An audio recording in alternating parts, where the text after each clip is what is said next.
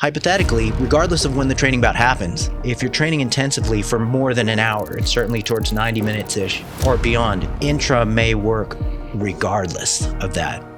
And so a classic catch-all intra type of formula would be somewhere between 30 to 60 grams of carbs per hour of training. So in theory, you know, an optimal intra would be adding EAAs to a Gatorade. And is that just to keep nitrogen levels up, or is that due to some kind of co-transporter absorption? That's a good question.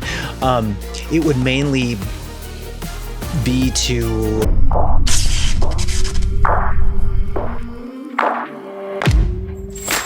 All right, guys, we're back with another episode of Table Talk. Today, my guest is Alan Aragon, the pioneer of evidence-based nutrition. I'm just going to rip through some things right here.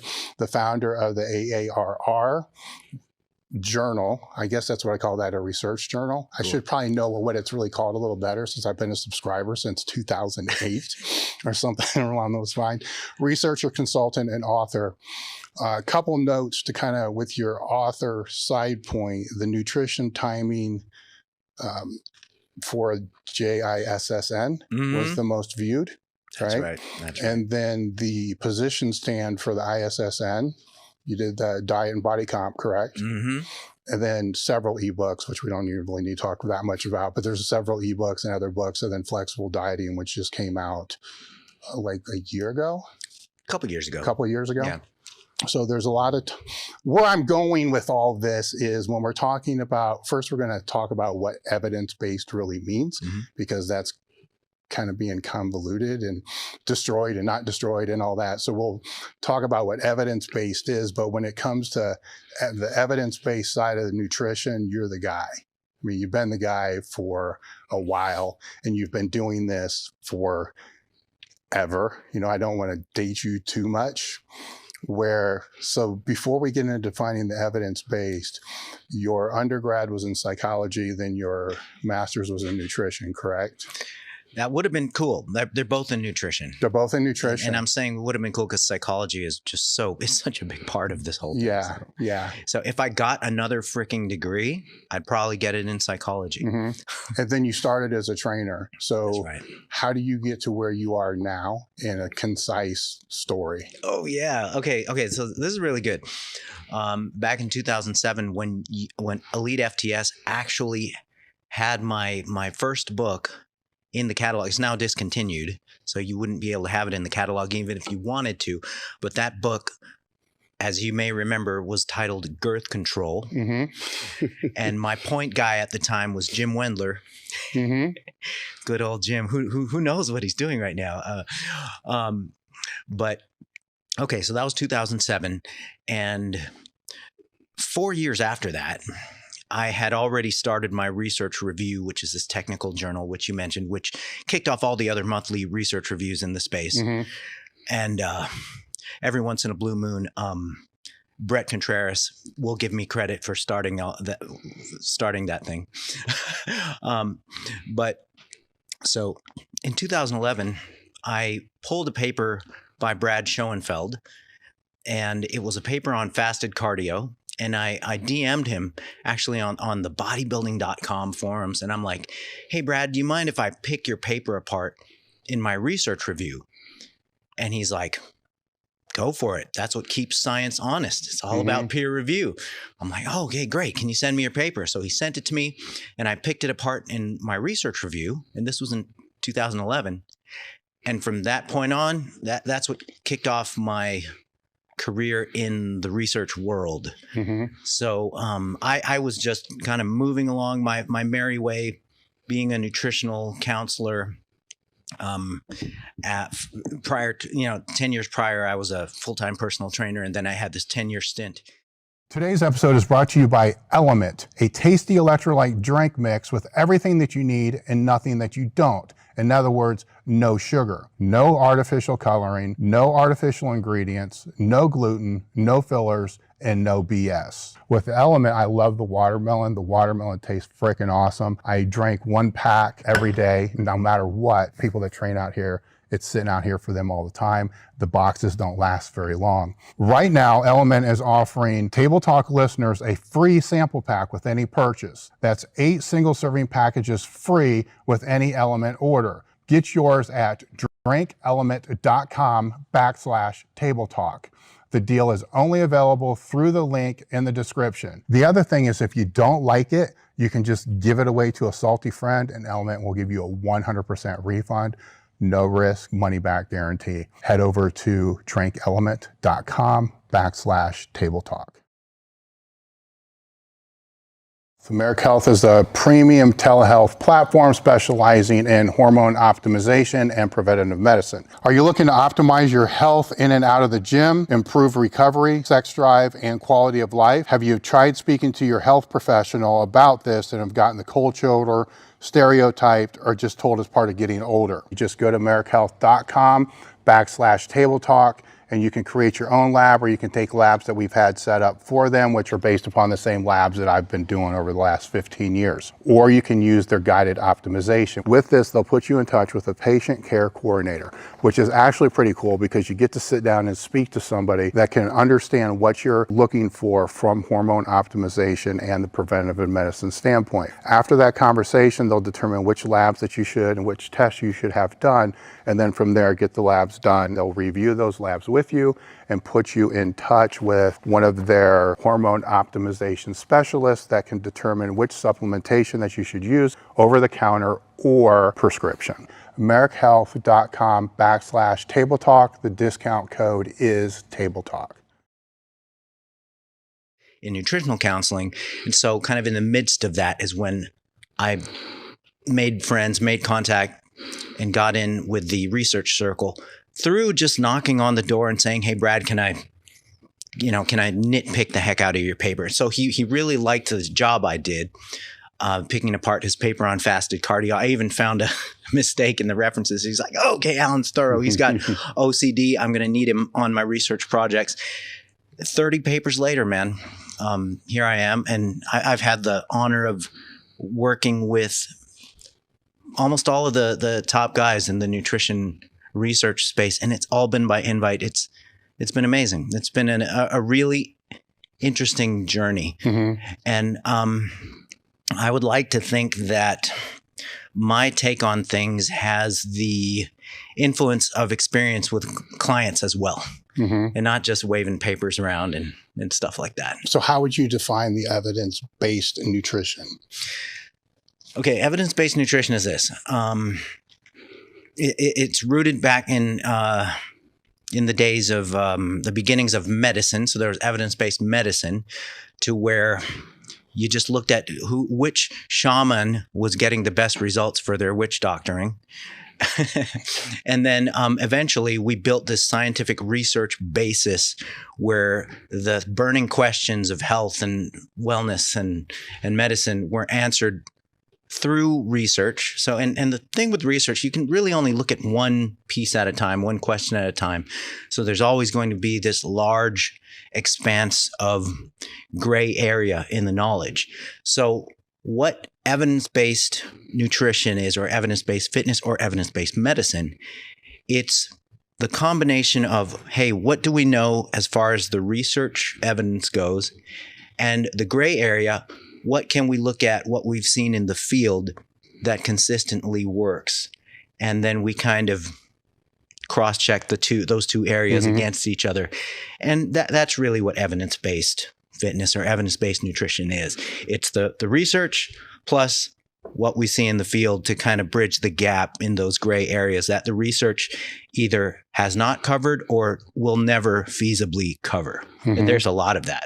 Where would you say people misunderstand the evidence-based? Like, so where's all the pushback to the evidence-based come from outside of just meatheads saying that's just bull crap because I've always done it differently? Yeah. Where does that pushback come from? It comes from both sides, really, dude. A good example is protein. Well, how much protein do you need? So bodybuilders have been pushing a gram per pound since the 1980s, late 1970s. Thus far in the body of research, the community at large, the academic guys, the evidence-based guys, they have it stuck in their mind that 1.6 grams per kilogram of body weight is all that's going to work because that's all the research shows. Well, the problem with the research is we haven't looked at advanced trainees much, and let alone advanced trainees running hypocaloric conditions for sustained periods of time. And there's a lot of at least observational evidence that these guys can benefit from protein amounts that are a gram per pound and up all the way to like 1.5 grams. And typically when you look at the guys who are champing the contests, they're right in the gram to 1.5 grams per pound range. So, you know, Jim Rohn has this saying that's famous to self-help type of folks that says success leaves clues. And so sometimes we have to look at what the successful people are doing, because they're either doing stuff that is actually helping and optimizing, or they're doing stuff that at least isn't hurting them. And so you kind of roll the dice and take the chance and go, you know what? If it can't hurt and they're winning the championships and they're getting the results, well, then there may be some wisdom in there that they're engaging in that is not necessarily, in quotes, proven scientifically. So yeah. All right, just stay on that protein topic. You got a book on it, and I've heard you in several lectures or podcasts just go deep into all this with the protein metabolism, protein timing, protein absorption, all that. So where's the easiest place to start with that? Because you have with RDA, then you have like a meathead RDA, you know, so we have that. So here's X number of grams that somebody should have over a period of a day. But then things get really gray as far as that protein, you know, how it's spread out, if it needs to be spread out, how long it stays in the bloodstream, if BCAAs or ECAs are even necessary, if all the other protein is in the bloodstream. So there's a lot of rabbit holes here. So start with the basics of just what protein does, right? Because many who are listening may not completely understand that and may think that it's just one thing, you know, instead of the multi things that it can do. Yeah, for sure. By the way, I'm waiting for when I'm going to start hallucinating. I had the equivalent of like 3 cups of coffee before getting here. And so I'm guessing this has like another couple cups of coffee in it. Yeah, probably 200, maybe 200 milligrams, 300 maybe. So, all right. So we kind of begin with the big picture. So with nutrition stuff, there's always the cake and then there's the icing on the cake. Okay. So the cake, as far as protein goes, is how much protein are you getting by the end of the day? So when you hit that goal, you cover like 90 to 95% of what you need to cover. And then everything else, like the timing of the protein relative to training, the distribution of protein relative to specific points in the day, you know, first thing in the day, at whatever point in the day, and then pre-bed, whatever. Those things are a distant secondary concern. So if we're looking at total daily protein, most of the evidence converges on about double the RDA. So the RDA is 0.8 grams per kilogram of body weight. Double the RDA is 1.6 grams per kilogram of body weight. And in imperial terms, that's 0.7 grams per pound of body weight. That dose right there pretty much covers the benefits. It covers both health benefits, performance benefits, and it also covers potential clinical benefits as well. So if people are getting that as a minimum, then they've got it covered, that 0.7 grams per pound. As far as the icing on the cake goes, it really, there's division of, okay, what's your goal? Is your goal more oriented towards growth, or is it more oriented towards just maintenance in like a dieting situation. So with the goal of muscle growth, then you really want to have a minimum of, I want to say, 3 protein feedings in the day. If you're, a little bit more elite and up, like possibly 4 and up feedings in the day. And if you are just dieting and your main goal is just holding on to muscle, then the distribution of protein through the day, per the evidence, with people just eating once a day, people eating every other day and still hanging on to lean mass, distribution doesn't matter a whole lot. Now, if you want to maintain an extraordinary amount of muscle, I would still go with that minimum of 3 protein feedings throughout the length of the day. However, it's less of a concern in dieting versus when you're trying to gain. So we've got this 3-dose paradigm as a minimum with protein feeding, since there's practical limits to eating all your protein in one meal. And then there's these theoretical limitations to potentially not getting as much out of each dose in terms of muscle protein synthesis and stuff. So with this goal being to maximize muscle protein synthesis by the end of the day, by the end of the week, by the end of the month, you'll get more out of that if you've got metered and relatively frequent dosing of protein throughout the course of the day. So, and that would be this theoretical minimum of 3 to 4 doses throughout the length of the day. I can hear the average person saying now, though, but if I'm dieting and I've got less available fuel in my system, right, surely I need protein in my system more regularly to make sure that I'm not breaking down that's what's probably going through people's heads right now. Mm-hmm. So why is that not the case? What you said is really logical on paper, and this is pretty much what we assumed all the way up until, I want to say 2010 or something. But from 2010 onward, over the last decade-ish, there's been this pileup of intermittent fasting studies and an emerging literature on time-restricted feeding studies where they're squishing people's total daily food intakes into 8 hours-ish. And we've just begun to really look at resistance trainees who are squeezing their eating into an 8-hour window. And it's Grant Tinsley who's been doing the research in that area. So when we compare resistance trainees who are intermittent fasting or time-restricted feeding, that variant of intermittent fasting, we compare them to a control group who's eating throughout the day, and especially when we optimize protein intakes in both groups, there's just really no difference in what happens with the muscle side of things with that kind of what we would think of as a suboptimal distribution of protein.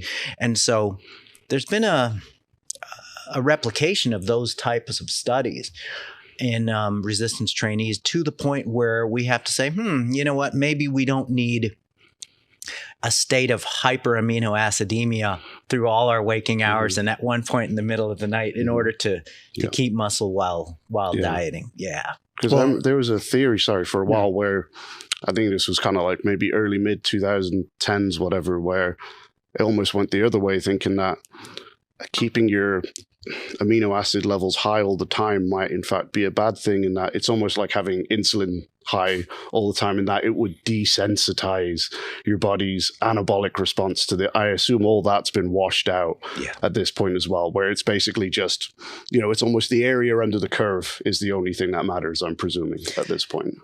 Pretty much, man. Pretty much. There's still hypothetical stops that people can pull. And I personally think, hey, it's fine if you want to pull out the hypothetical spots. But it really, with all the nutrition questions, everything comes down to who are we talking about? What's the population and what's the goal? And then maybe a third thing, what are the stakes? Are the stakes high? Yeah. Do you have to really look amazing at the apartment complex pool this weekend? Or are you trying to get gold instead of silver? Yeah. So what's the population? What's the goal? What are the stakes? And then really it kind of depends on how fancy and nitpicky optimal that you want to get, because there's levels you can go, you know. Yeah. For those who are on like a, say like a plant-based diet due to the bioavailability, then do the recommendations change in your opinion? You know, like if it's 1.6 grams per kilo, but on average plant-based protein is say 20% less bioavailable. Does that need to be taken into account, do you think? Or do you think all of that again kind of comes out of the wash 90% of the time? What's the population and what's the goal? Yeah. It's like this. It's like, if you look at the general population, just like, you know, let's say weekend warrior dads who want to look semi decent, then it might not matter. But if you're a competitive athlete or a recreational athlete, or you just have really kind of high standards for yourself, let's say you're under 50 and you still care, then for that population, if you're going to wipe out all the animal food in your diet, you probably are disadvantaged 10 to 20% in terms of protein intake. And of course, my nerdy friends would point to a couple studies in the literature where they compared an omnivore diet with a vegan diet in resistance trainees. And as long as protein intake is 1.6 grams per kilogram of body weight, we have 2 studies now showing no differences between the groups in muscle size and strength gains. But you know, you're not looking at highly trained subjects here. And pretty much, you know, with untrained subjects, you can compare any 2 things and they're both going to pretty much work the same, just because of newbie gains and just because the nature of training, the impact of training is always going to have a much higher magnitude than what type of protein that you consume. But back to your question, I would say theoretically, they're disadvantaged like 10 to 20%. So I would assign 10 to 20%, probably 20-ish% more protein for vegan subjects or athletes who want to be on par with the omnivores for potential for muscle growth. Because at worst, it's going to do no harm, right? Yeah. It's just a little extra step, a little extra freaking scoop of your vegan protein. And then, you know, you'd be done with it. All right, guys, this is how I use my element packs. I got a few different ways that I use it. So currently just got done training. So post-training, I will mix one of the chocolate. This is the chocolate caramel and my oatmeal. I'm more of a half packet guy. So put about a half a packet in there and then stir it around. Then it adds that salty chocolate taste to it. If for some reason I'm using chocolate protein in my oatmeal, then I won't put that in there. I'll put a half pack in my coffee, which I'm not going to do now. But the chocolate mocha is really good in the coffee. And then for training, when I trained earlier today, it's simply, my favorite is the grapefruit salt. Pretty much just a half pack in there, and then kind of reseal the packs and then put them in. And then, so for training, I'll have a half a pack and then half a pack in the oatmeal. So it's about a pack a day. If I'm sweating really bad during training, then I might use a full pack in there.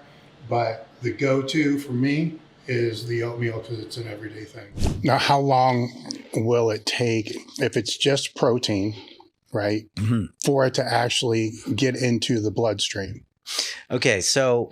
because there's a digestion part here that I think gets left out a lot of conversations. Right. So if you, for example, you have 40 grams of whey protein by itself, no other macronutrients, just bam, that bolus of 40 grams of whey protein. Takes about 45 minutes for your blood levels of amino acids, insulin, amino acids and insulin, and to a very, protein is not a glucogenic thing to any meaningful degree. So you're mainly looking at circulating amino acid levels. That's going to peak about 45 minutes after you take that individual bolus of protein. And then how long will that stay peaked?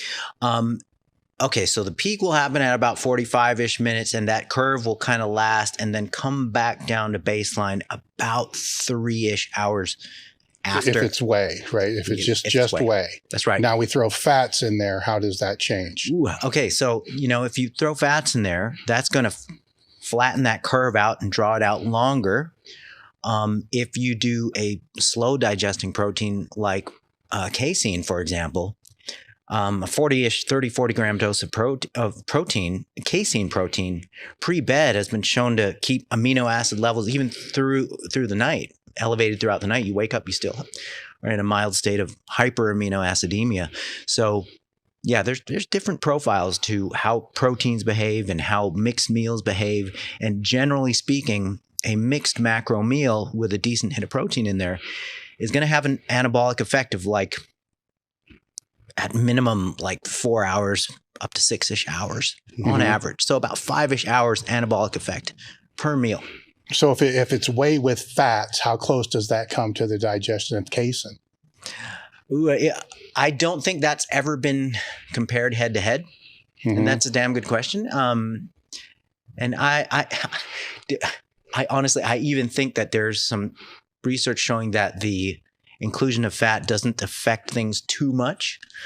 But I think that hypothetically, if we look at mixed macronutrient meals, you can pretty much count on it, I want to say, doubling the length of time that you remain hyperamino acid. Well, I would think in the real world, or real strength athlete world, all meals are mixed macronutrients. So when these protein conversations kind of happen, in my brain, I'm like, you're missing something here. Yeah. With this is not just an isolate. You're not just living on protein shakes with 0 carbs and 0 fats. Right. There's other things that are going on there that may increase the time that it's actually in the bloodstream. Sure. So for the 3-meal hypothesis, I guess, for lack of a better term, the reason it would become 4 to 5 is just based upon the amount of food somebody would have to eat. If it's 5,000 calories, it's going to be a chore to put into 3 meals. Yeah. That would be a big part of it, just the practical side. And there's also a bit of it that is this hypothetical side to where if you can maximize these muscle protein synthesis spikes a maximal number of times that you can in the day, then you would, in theory, maximize muscle growth over the course of the week and the month. So yeah, there's both of those things. There's the practical side, and then there's this theoretical side. Is there, over time, there have been plenty of, let's say, like mini scaremongerings about higher protein diets, for example. So we're all here kind of like championing a higher protein diet and the benefits of it and all that type of thing. But are there any downsides, from whether it's a digestive health or a gut health, or even like maybe especially for certain populations, perhaps that need to be taken into account as opposed to just saying 1.6 grams per kilo blanket statement for everyone? Yeah. The short answer to that is, for the most part, there's really no. Protein is the macronutrient where you'd be hard pressed to find the downside of overdoing it. It might be economically more expensive to overdo protein than if you were just to carb and fat up your diet.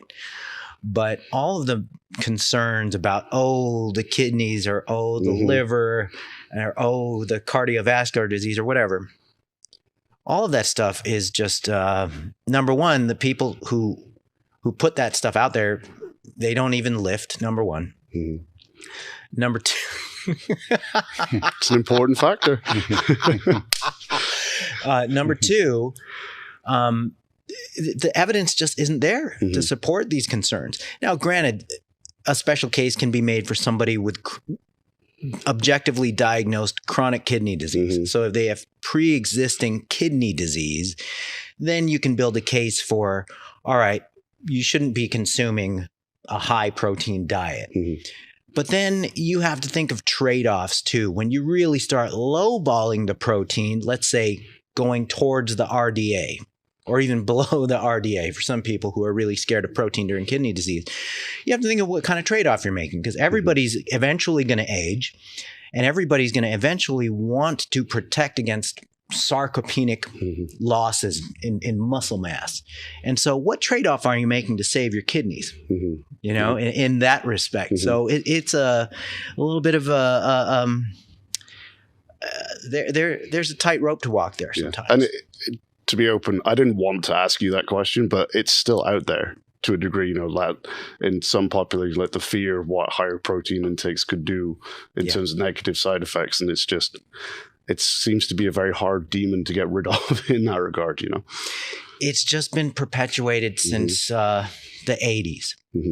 And, my dear dietitian colleagues, they've been fed this by their professors for like 4 decades now. That, overproteinating is bad. Overproteinating is bad. Look, if there's any macronutrient that's not going to be bad to overdo, it's going to be protein, because fats and carbs are always either just practically or metabolically or behaviorally, they're going to be the most treacherous macros to kind of watch out for. And we see that on an experimental level. We see that at the population level. It's our population doesn't have a protein problem. Yeah, very true. And just sticking with protein just a little bit more, I'm sorry. Dave mentioned BCAAs, EAAs, and all of that. Yeah. As far as I've seen, at least in research, providing your protein is at a good level doesn't really seem to be any particular benefit to them. But the two things that I kind of see proliferating about them is, one, people still thinking of them as free calories or free protein because they're pre-digested, so they don't go towards my calorie intake, or that all of a sudden they become important when they're dieting down, even if their protein intake is still high. And I'm assuming there's still nothing now that's kind of illustrating that they're beneficial for muscle retention or anything like that. It gets into a gray area. The ISSN, the International Society of Sports Nutrition, they just published a position stand on supplemental EAAs. And they illuminated some research and made some good points that you can take, like, let's say 20 to 25 grams of intact protein, like a whey protein, and compare it to like 6 grams of EAA, full spectrum EAA. And the full spectrum EAA will spike muscle protein synthesis just as much as the full 20 to 25 gram dose of whey, sometimes even more. So EAAs are very potent at eliciting this anabolic response, and they're even more efficient on a calorie per calorie, gram per gram basis than intact protein. So with EAAs, theoretically, if somebody has a tough time getting in 0.7 grams of protein per pound of body weight, then they could be undershooting that and supplement their diet with 10 grams of EAAs and be getting and really making up for that kind of that gap in their protein intake. And so there's applications there for the elderly population. There's applications there also at the other end of the spectrum for, I guess, the bro and the competitive population who want to add that extra little bit of edge that we might not have been able to observe or track sensitively enough in research designs that involve regular old people. Yeah. And this might be an impossible follow-up question, so I apologize if it is, but in that enhanced protein spike we're seeing with EAAs, in your opinion, is that due to the EAA or is that due to the leucine content of the EAA? In which case, could I get the same thing by just taking 2 grams of leucine as opposed to taking 6 grams of EAA, for example? Because that, for all intents and purposes, at least as far as we've seen, that seems to be the main driver of mTOR and all that type of thing, right? Yeah, that's correct. I would have said the leucine thing theoretically, you can just sprinkle leucine on top of, let's say, an adequate amount of total daily protein. But there's 2 studies now looking at that 1.6 grams per kilogram of body weight protein intake with extra leucine dosed on top. and there weren't any significant advantages seen in terms of muscle size and strength gain. Okay. Admittedly, that's 2 studies, and one of them didn't even necessarily, push for like a hypertrophy angle. So since we have those, it sort of gives me some doubts as to whether we can just do the leucine thing. So I personally, if you were to kind of play that angle, I would do the full spectrum EAA supplementation. Because again, it can't hurt. Basically, you're still going to get the leucine anyway. Yeah. It can't hurt. And, full spectrum EAA is something that could help people who are really trying to fill in those little gaps, and vegans can, vegans who want to maximize muscle growth, that would be an option for them to engage in as well. Yeah. Post-training protein, right? So that's gone through its ebbs and flows where I don't know where it is now, like not important or important. I as far as the dialogue and the narrative around that. So what is the science that's there for that? So this goes back to our conversation of the time course of circulating amino acids in the blood after you've consumed a bolus of protein. So if we know that there's this curve of, elevation in blood levels of aminos that lasts, 3 to 5 hours after a serving of protein, then when we look at the so-called post-exercise anabolic window, it's really like, okay, well, that's there. But what if you consumed a mixed macronutrient meal pre-exercise? That is going to be seeping through your bloodstream for another 3-ish hours at least. And so let's say if you trained an hour after you consumed this meal, then you still have elevated blood substrates like an hour after your training bout. So therefore, it's more practical to think about the so-called peri-workout period, which is the time frame between the pre-exercise meal and the post-exercise meal. And because that is going to be your kind of zone where you will be sort of, I guess, anabolically primed, or as Will Brink said in like the 80s or 90s, priming the anabolic environment.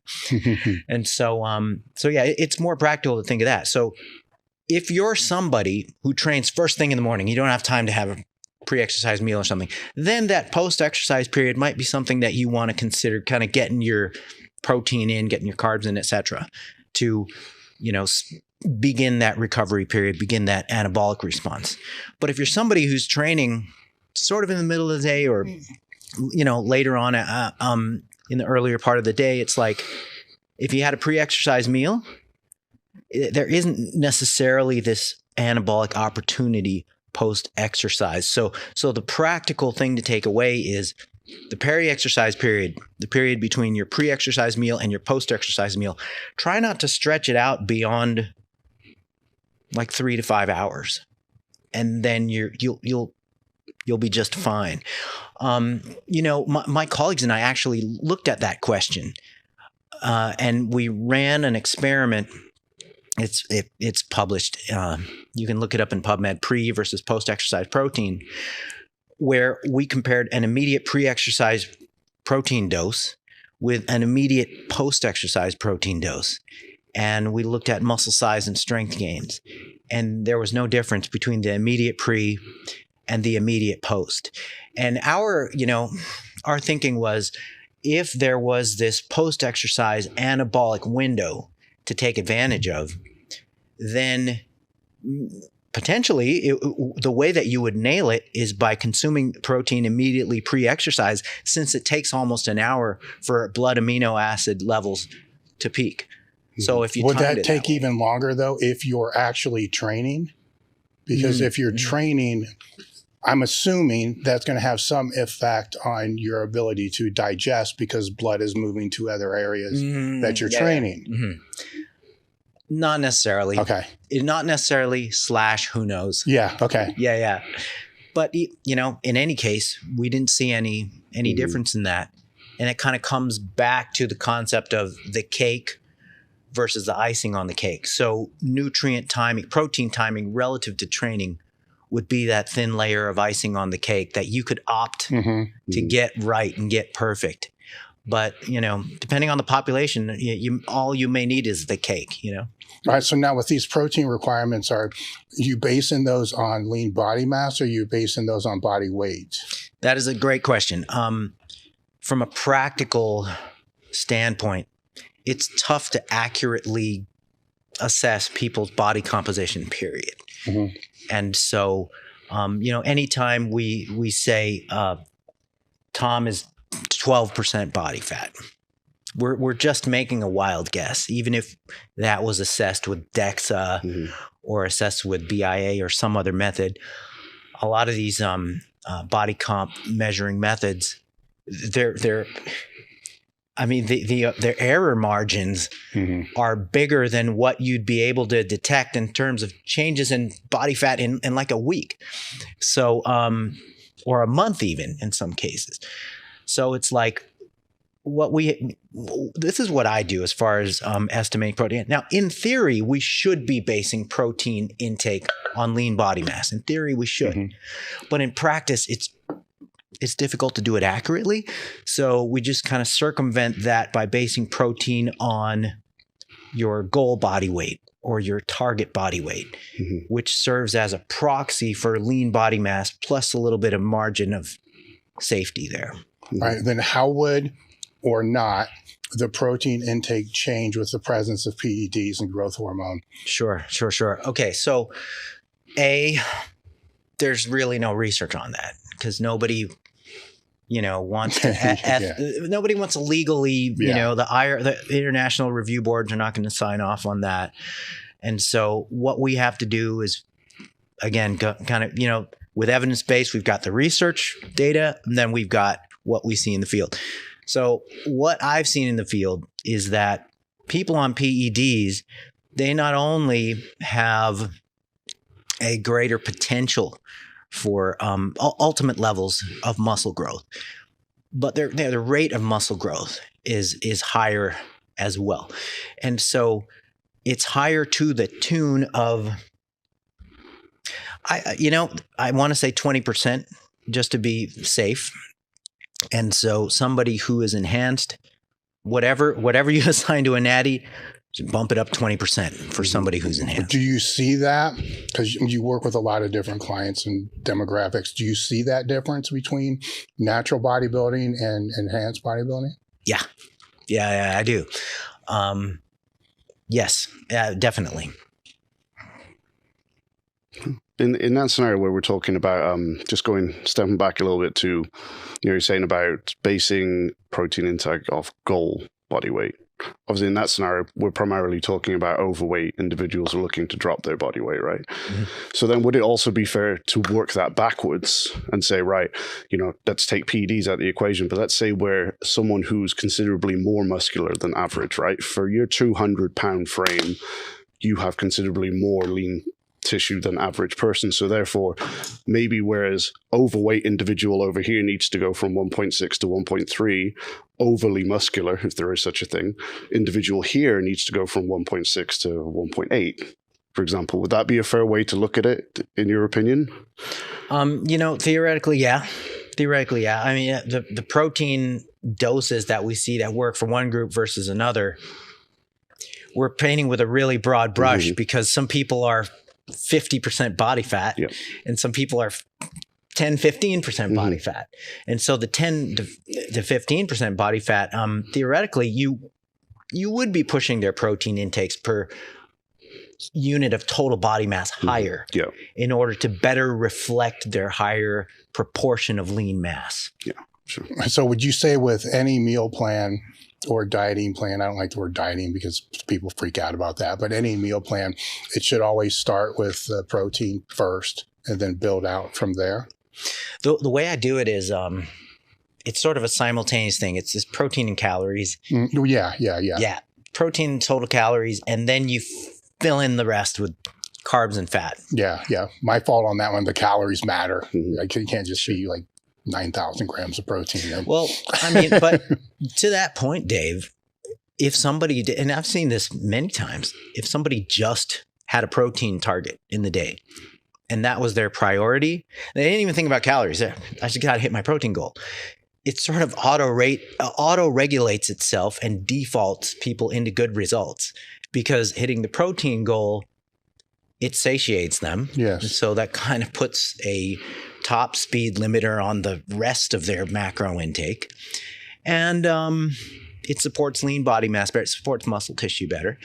And it also, this hypothetical theoretical part, it's a more thermogenic diet, if you will.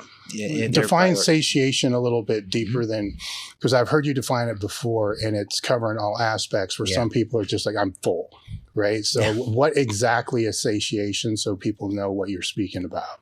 Yeah, sure. So satiety is the overall effect of a diet or of a nutrient to make you feel full, to basically control appetite. So that's what satiety is. So if we were to construct a low satiety diet, we would make it low protein, high in about an even amount of carbs and fat. And then we'd put some salt and some sugar in there with the carbs and the fat and the low protein, and we'd make it low fiber too. That would be a low satiety diet. So are there psychological aspects that go into that as well? Oh, for sure. Yeah, satiety, it's affected by people's, probably their childhood experience. I mean, satiety begins with just the visual of the meal, and even, the olfactory, the smelling of the meal and all that. It kind of begins there. And so unintuitively, you really would need to be satisfied by a meal in order for it to have a maximal satiating effect. And being satisfied by a meal, it means like it's got to be enough just volume wise, just bulk wise. And it also has to taste good.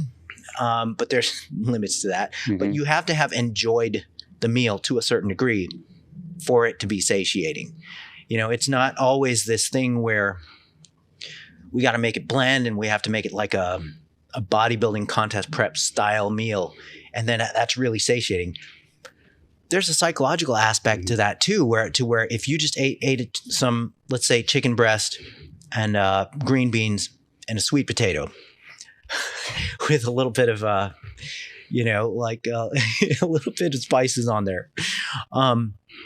That's theoretically, that's a satiating meal, but psychologically you're like, God damn, like soon after you ate it. And so there is definitely a psychological element to satiety. Does that extend then to eating habits as well? As in eating in front of a TV and on your phone or in a distracted state? Does that cause then less satiation as well, in your opinion? Yeah. No doubt about it. No, the mindless eating phenomenon was covered really well by Brian Wansink. And he has a book called Mindless Eating. And when you just sort of engage in the way Westerners in the developed world engage and use food as just a way to kind of entertain themselves or celebrate things, or just in a ritualistic eating type of way, and certainly eating in front of the screen, or just eating like in Netflix, and you have just a bag of something in front of you. That can definitely be an issue. And satiety cues kind of go out the window because you're pretty well distracted. Yeah. So even that can be, for someone who is dieting, that can be something that could maybe make a significant difference to their ability to adhere to a diet, maybe if they're in deficit. No doubt about it. Yeah. That can be a weird one, because you can look and say, eating alone may not be the best thing, because you don't have correspondence, dialogue, and stuff like that. But if I'm having dinner with friends and it's a 2-hour dinner, I'll tell you right, or Thanksgiving, over the period of the day, and there's food always there, I'm probably eating twice the calories I normally would if I was just the hermit eating it alone at home. So it's a weird balance. It is. And you know what? It just takes a certain degree of awareness. You either are chasing a certain goal that's a priority, or not really.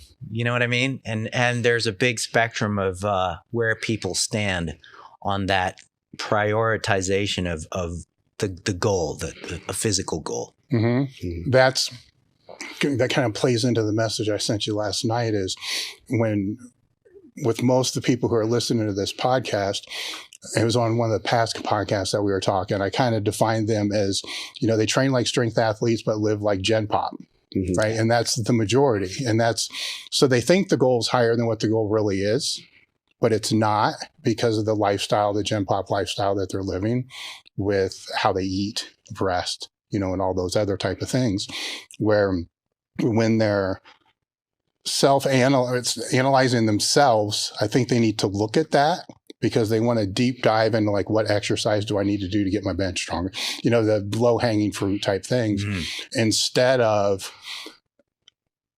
I live like my mom and dad, as far as how I eat, but expect the gains of an IFBB pro or a pro power lifter. And they're not making it come full circle. Or when they do try to add in those other elements, they go to a pro bodybuilder type diet, or some very restrictive type diet that's not very flexible, and then fail, right? Because the bro's telling them chicken and rice, beef and rice, or turkey and rice, or whatever else in rice, and maybe instead of rice, sweet potatoes. If you're lucky. If you're lucky. I mean, it's a short list that kind of goes through there. And with a more flexible type of approach, I don't think they feel or are being told they're going to get the same results. So they don't bother with that. Yeah. And your book, and basically everything that you say is, well, yes, you can. And actually, you may not even need, the super restriction in the first place. Yeah. But I don't know if I want to go there yet. I want to go to carbohydrates next. So I want to cover the macros first. Great. Before we tie it all together. Americ Health is a premium telehealth platform specializing in hormone optimization and preventative medicine. Are you looking to optimize your health in and out of the gym, improve recovery, sex drive, and quality of life? Have you tried speaking to your health professional about this and have gotten the cold shoulder, stereotyped, or just told as part of getting older? You just go to americhealth.com/table talk, and you can create your own lab, or you can take labs that we've had set up for them, which are based upon the same labs that I've been doing over the last 15 years. Or you can use their guided optimization. With this, they'll put you in touch with a patient care coordinator, which is actually pretty cool, because you get to sit down and speak to somebody that can understand what you're looking for from hormone optimization and the preventative medicine standpoint. After that conversation, they'll determine which labs that you should and which tests you should have done, and then from there, get the labs done. They'll review those labs with you and put you in touch with one of their hormone optimization specialists that can determine which supplementation that you should use, over the counter or prescription. americhealth.com/table talk. The discount code is table talk. So with the carbohydrates, that's an interesting one, especially, over the last 3 decades, how we've seen that pendulum just swing back and forth and back and forth. Yeah. And again, on that one, I don't even know where it is now. It's probably kind of, would you say it's more centric right now with the carbohydrate? Yeah, kind of ish. I mean, it was, if we go back a few years, it was, low, right? And there's very strong proponents of the low, right? And they're never going to go away, but I don't know how loud those voices are now. It's that pendulum. I'm telling you, it's still swinging. Well, it still swings. It's so swing, and there's different things that get introduced, like the rise of the carnivore diet. So I brought that pendulum back down to low carb, and so it's swinging. All right. So why do you need carbs? Let's just go there first. Simple, complex, with basic nutrition here. Why does somebody need to have carbs? Okay, so... And you can change the word need. Yeah, for sure. Yeah, for sure. They may not. So different populations and different goals, if you have any sort of performance-oriented goals, then undercarbing or really restricting your carbohydrate intake is going to impact that. So, for example, there's really no high-level Olympic athletes ketoing their way through the Olympics. And that's for a very specific physiological reason. Mm-hmm. Now, on the other hand, there are exceptions here and there. Yeah. Zach Bitter is a really cool dude, actually. And I've spoken to him at length. He periodizes his carb intake, but it's low most of the time. But, by and large, if you underdo your carbs, you're going to be underdoing athletic performance. It's just the kind of the long and the short of that. Now, if you don't have athletic performance goals and you undercarb, you carb restrict, you're going to be suboptimizing things if you have muscle growth goals. Like if your goal is to take up as much space as possible with lean body mass, that's just not going to happen on just chronic linear keto dieting. And some people get really mad when I say that the muscle growth process is suboptimized on keto, because they'll be like, hey, I'm on keto, I'm jacked. I'm like, okay, cool, great. Are you, are you going to be competing? Are you trying to become world class, or are you just, trying to stay jacked and this is the way that you like to eat? There's different levels and different goals. Is that being compromised because the protein is essentially being converted into an energy source, or is it being compromised by other mechanisms? That would be one of the mechanisms, protein being a very inefficient source for energy. However, it's like you'll carry less glycogen within the muscles at rest, even at rest. Every unit of glycogen that you carry in the muscles has about 3 to 4 units of water attached to it. And so, like, even when you look at bodybuilders dieting for competitions, they'll characterize themselves as really flattened out and stringy until they carb up. Mm-hmm. And so it's that kind of phenomenon where you have lower resting muscle mass levels.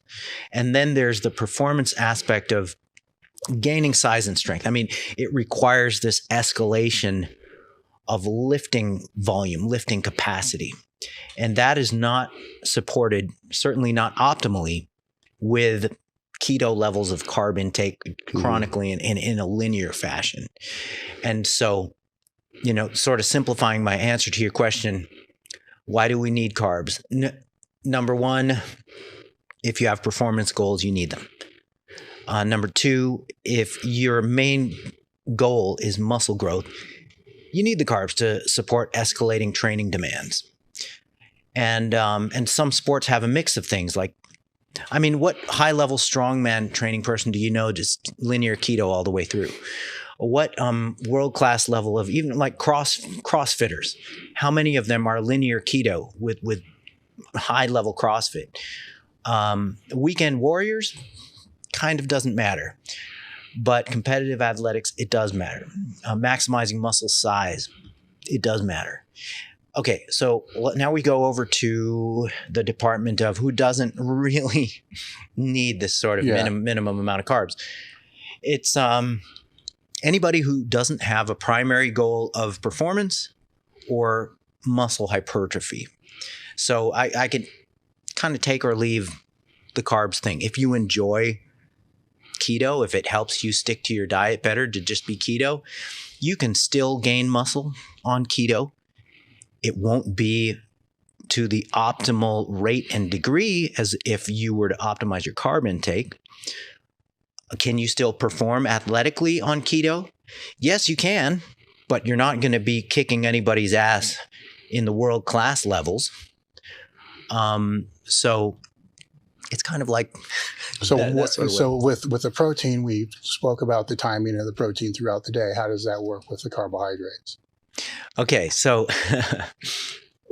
with certain people's goals, if what population would we be talking like about? A strength athlete. Yeah, with a strength athlete, any training bout that you push significantly past an hour, like intensive straight through, you will benefit from having a certain minimum amount of carbs going into the training bout. So if you take like the regular weekend warrior who's going to do, 6 to 8 sets of curls and 6 to 8 sets of lateral raises, and then call it a workout, then the carbs are really not an issue beyond, okay, like, did you get it in by the end of the day? But somebody who is a strength athlete, somebody who is competitive in any manner, then theoretically, if you're pushing higher volumes of training, then pre-fueling the bout is going to matter. And certainly if somebody's training more than once in the day and they're training the same muscle group at more than once in the day, then post-exercise carbs are going to play a role too in resynthesizing glycogen to make sure that the second training bout isn't shitty. So where would intra fall in? Okay, so intra, if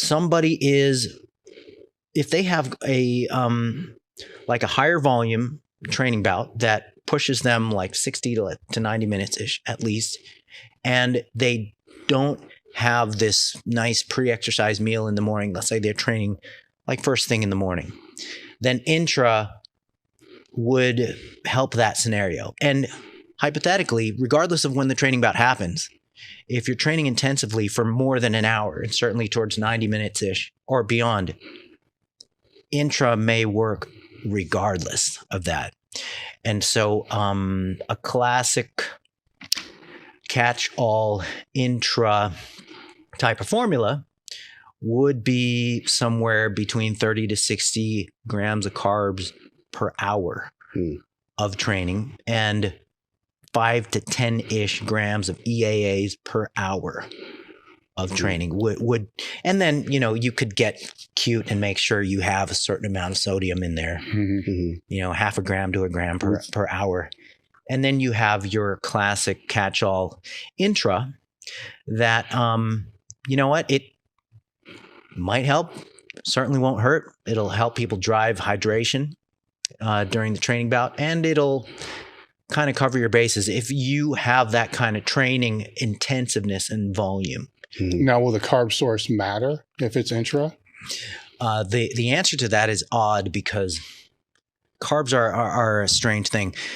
Your body has certain transporters at the cellular level for carbs, and if you just have like a single type of saccharide in there, like just glucose, then in theory, that's not going to empty into the system, so to speak, as quickly as if you had glucose and fructose, where you're using multiple transporters to get this stuff into the system.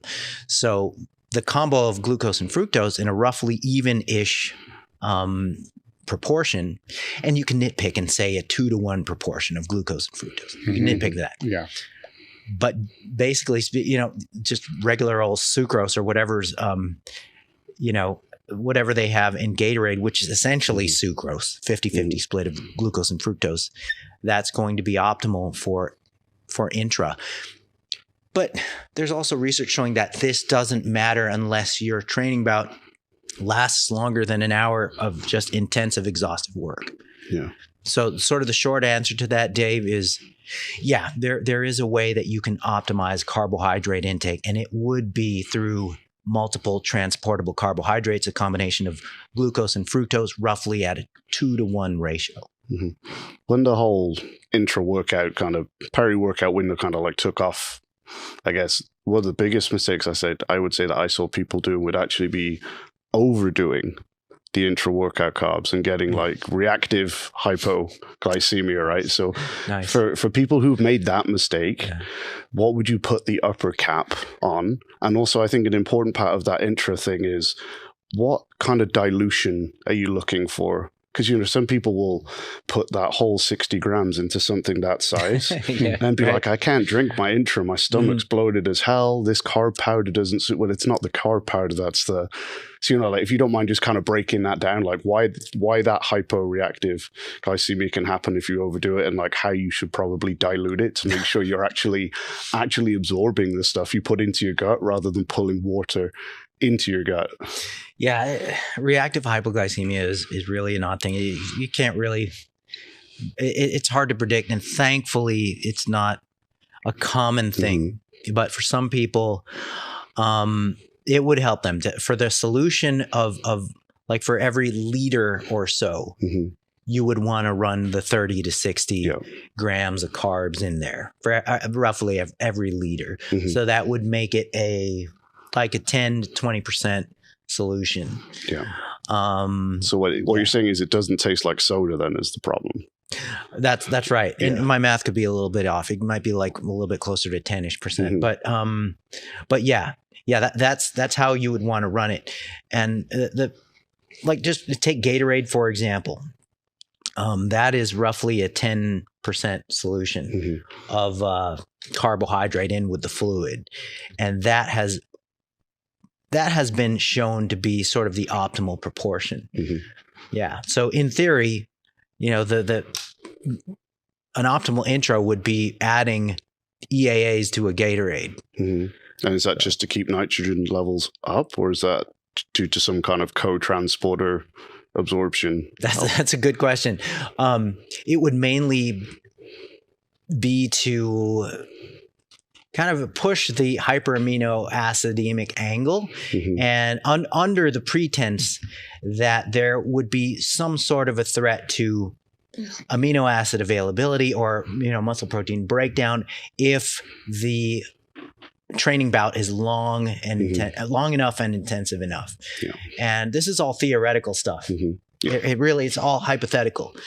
And I mean, they've tested marathon type, like ultra running situations where you have 3 hours of running, and they examined whether adding EAAs to the mix prevented markers of muscle protein breakdown, and it didn't. But once again, we're trying to push the growth and recovery angle. It won't hurt. It might help, and it contributes to the overall total. So it's an opportunity to feed. So if you look at optimizing nutrition for athletic purposes, you're looking for opportunities to feed. If you have it there, just take it. Yeah. And you mentioned the sucrose or glucose fructose mix being like the theoretical optimum kind of carbs, or at least right now, as far as we understand. So right now, the kind of carb choice that's kind of in vogue, if you like, for intra-workout would be cyclic dextrin. So in your opinion, or in the research that's been done, what, if any, advantages does something like that give over, say, sucrose, especially considering most people are going to be looking at cyclic dextrin saying it's 15 times the price or whatever it might be. What am I getting for that price point compared to Gatorade powder, for example? Okay, so cyclic dextrins and things like like Vitargo, for example, these high molecular weight types of carbohydrates. The whole point is to get it, make it empty from the stomach as quickly as possible, so it's not in quotes sloshing around in there, and so it gets into the system and to the target tissues. So, like a lot of performance maneuvers are to just minimize the chance of gastric distress during training. And so with cyclic dextrins, if somebody actually can train better because of a much better gastric type of effect, then more power to them. It might be worth the extra money. But you really would be nitpicking. There's not much past that. You really would be. I mean, how much faster are we speaking that digestion's going to be? Right. In the literature, you look there's things as much as, it empties from the stomach 50% faster. Roughly around there. I think I could have seen more than that, but it's a significantly faster gastric emptying. But if that's the effect that I want to get it out of my stomach faster, I could also, in theory, maybe go for like a gel. Like cyclist use and that type of thing. In theory, that could do the kind of the same thing in terms of having less volume here. Less volume. Yeah, it could. It could. Okay. I mean, there's caveats there and issues there. And ultimately, when you're a competitor, you sort of try these different things and see what works for you personally best. I mean, some people can be freaking cycling and eating a potato, and that's how they that's how they do it. So with a lot of these options, it is just a matter of sort of effing around and finding out. Would refined sugar be faster? That would fall into the sucrose category. And so you're looking at, an even split of glucose and fructose hitting those transporters. So in theory, yeah. So with the carb dosing throughout the day, how would carb cycling play in to this? Okay. This is one of those good questions that has such a disappointing answer, Dave. Carb cycling, if you're not using it to position your larger carb days on high training volume days with a certain amount of endurance demand in the training bout, if you're not using it for that, then all it's going to work for is just a psychological benefit that could help people adhere to their diets. So carb cycling, when you use it for that purpose, the best way that it works is if you're running a low carb intake in general. So for example, if somebody has like a low carb intake, like let's say 50-ish grams a day or even up to 100 grams a day, still kind of low for some people. For that low carb intake, then cycling the carbs is going to make you at least feel like you're not restricting on, let's say, half of the week, 2 to 3 days out of the week. You'll feel like, okay, I'm not dieting. I'm not, chomping at the bit through this diet. So carb cycling is much more of a psychological benefit than it is some sort of hormonal benefit or whatever other benefit that people claim, if you're not using it for performance goals. And for those who are, say they have a reasonably high amount of carbs in their diet, but they are, say, concerned or looking to keep track of their A1C, resting glucose, all that type of thing, does meal frequency play a matter in that? Does GI or glycemic index play a matter in that? All else being equal in that, I have 400 grams of carbs a day and that stays the same. Do those things actually have any meaningful impacts on that? Yeah. On sort of diabetes and pre-diabetes, the threat of that kind of thing.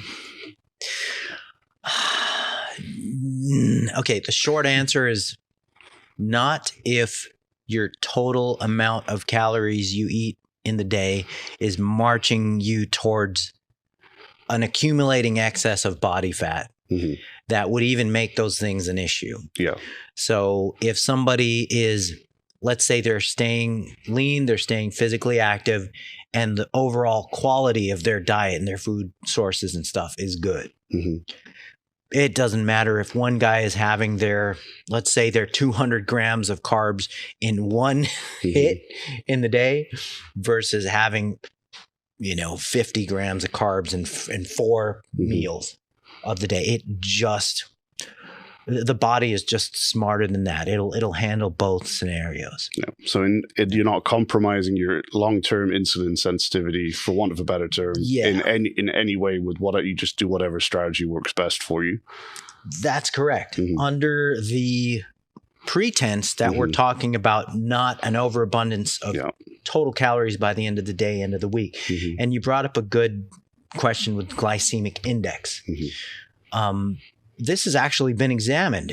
There's a bunch of glycemic index research showing that, low glycemic index and low glycemic load diets are the way to go for health and stuff like that.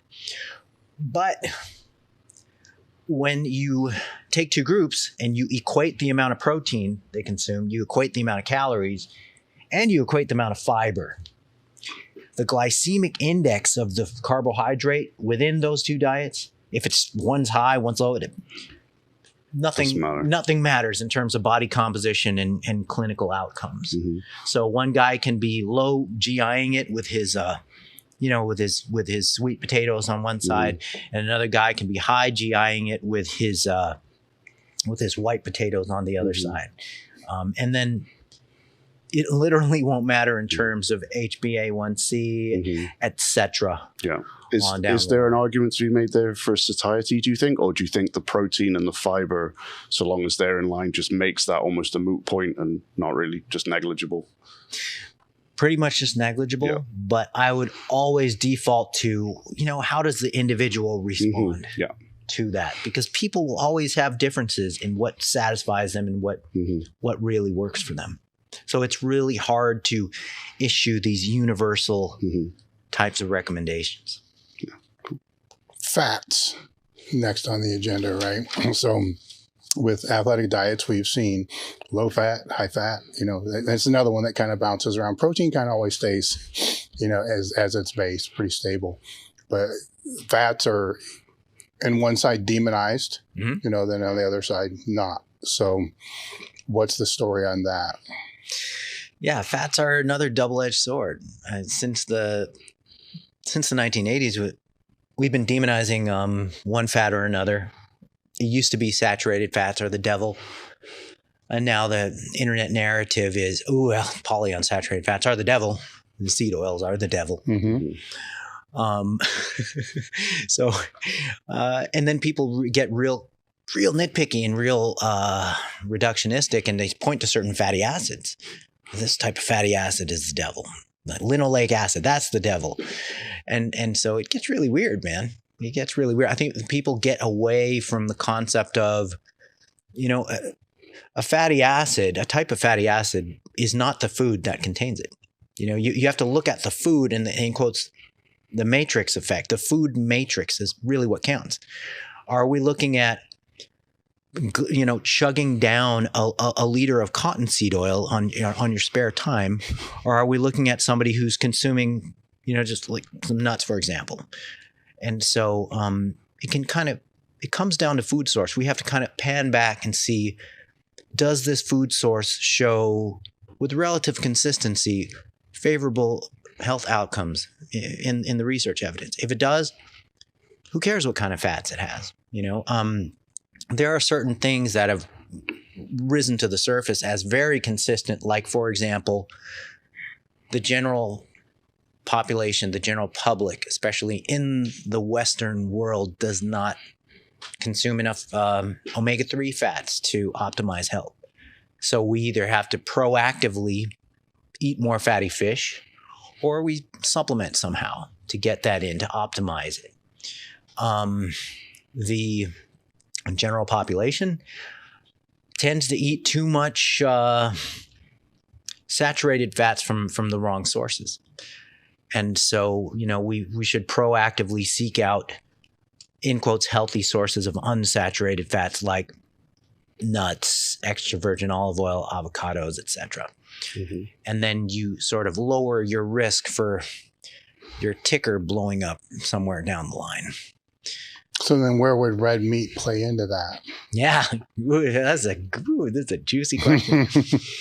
Okay, so the problem with red meat is that it's usually a guilt by association thing. Populations who eat a lot of red meat, they tend to be more affluent. They tend to have a more sedentary lifestyle. They tend to eat other, in quotes, risky foods or junk foods along with their red meat intake. They tend to drink a lot more alcohol.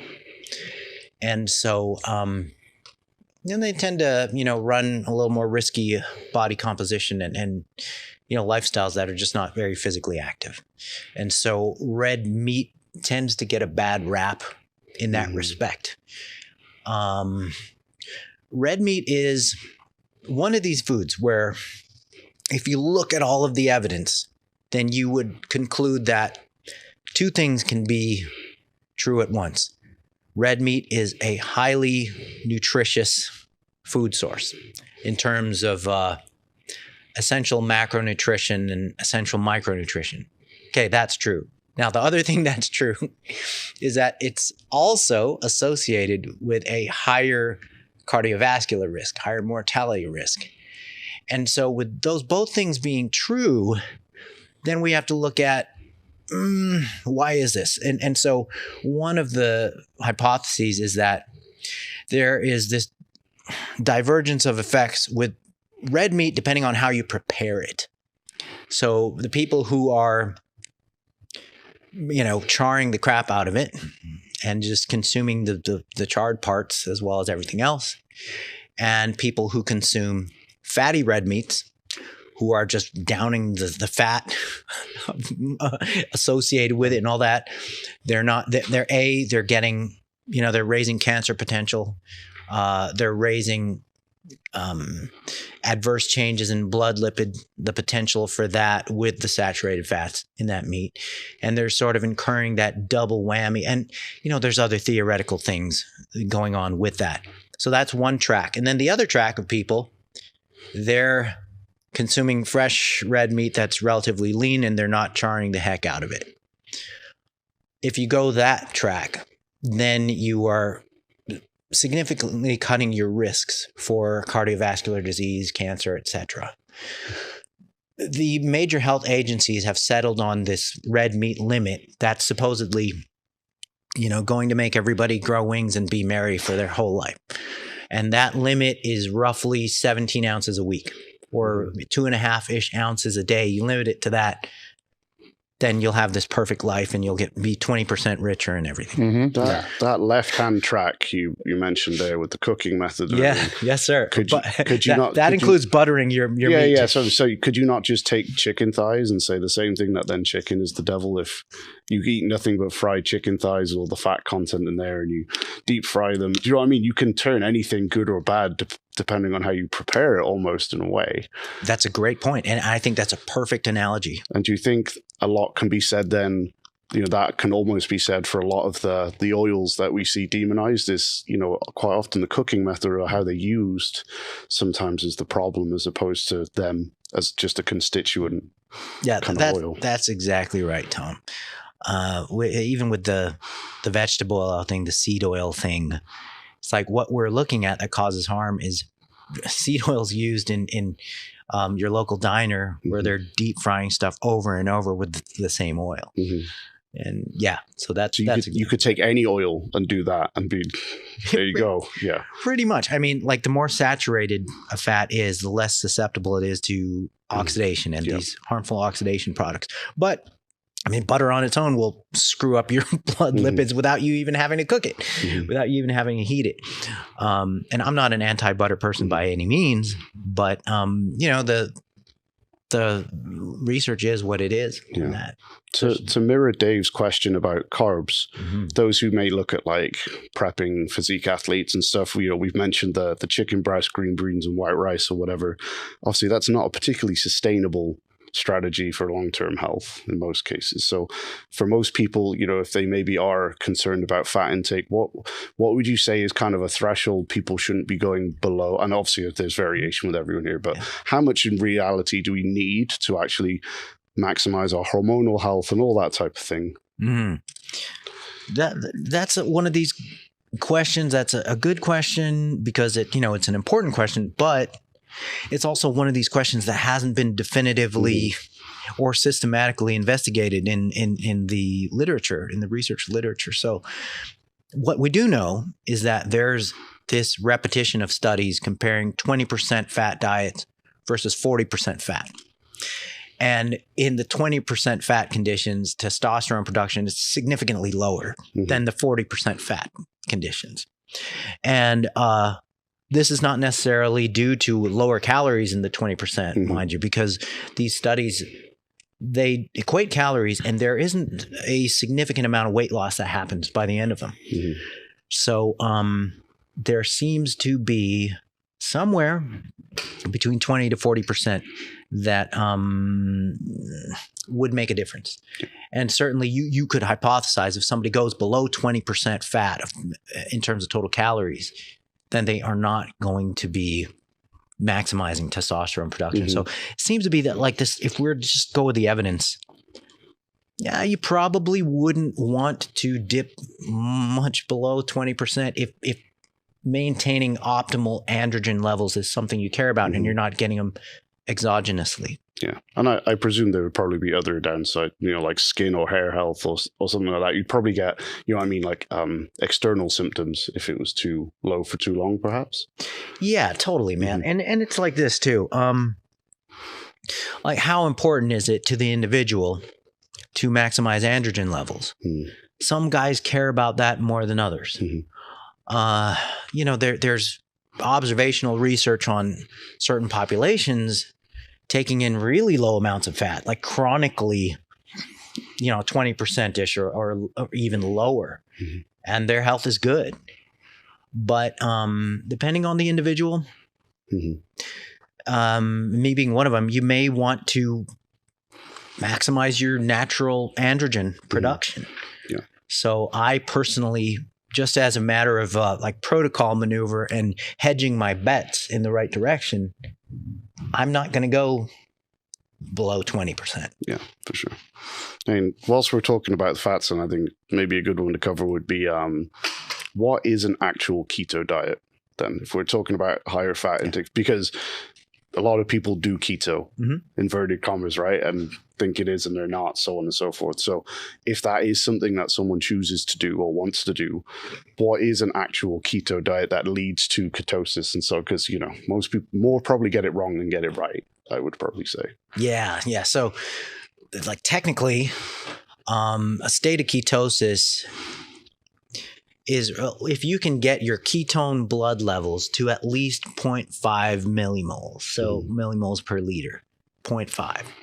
And some people would argue that, you got to get it towards 1.0 millimolar in order to be truly in ketosis. But either way, most people get there by limiting their total daily carbohydrate intake to 30 to 50 grams. Some people would insist 30, but the majority would say 50 grams a day or less. And then you're running a decent state of ketosis. So where does the protein need to fall in that with the fat content? Because I assume if you go too high on the protein, you can get gluconeogenesis maybe and push up that indirect carb intake, and then maybe you're not in ketosis because of that.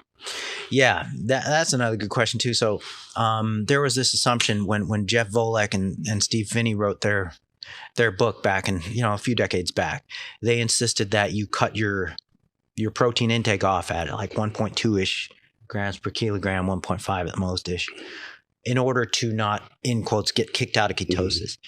But then a bunch of other research came through by Lewis Burke and them, who saw that protein intakes even close to a gram per pound still allowed a decent level of ketosis in the subjects. So what we do know per the evidence is that you can still be consuming a gram of protein per pound of body weight and running at 50 grams of carbs a day or less, and you'd still be in ketosis. What we don't know is whether you can run 3 or 4 grams per kilo of body weight with protein and how that would impact it, but you can at least go a gram per pound. And in your experience with things like keto and intermittent fasting, obviously when we go low carb, or whether it's as a whole dietary strategy or for say 16 hours out of the day, low blood sugar, usually high adrenaline and high cortisol, makes them feel energetic, right? That's usually the people will go keto or intermittent fasting for a week or two, and the most common feedback you'll get is, I have so much energy, right?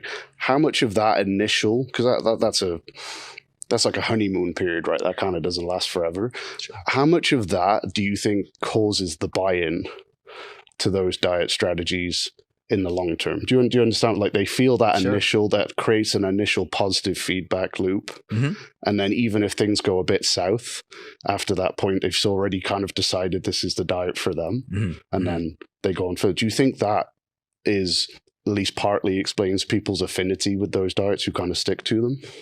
I think it definitely does. But if you take a group of people and you do a survey of who had buy-in, just mental and sort of like who has been sold on the idea beforehand, you'll see that it's most of those people who were already sold on the idea beforehand who actually had a certain level of confirmation / expectation bias going in. And so when they get those types of effects, it's just much more amplified Mm-hmm. in those individuals Yeah. versus taking somebody, just kidnapping somebody and putting them on Yeah. like keto or IF and say, you have to endure this, you have to adhere. A lot of them are really going to complain about, Mm-hmm. Yeah. the opposite types of things. Sure.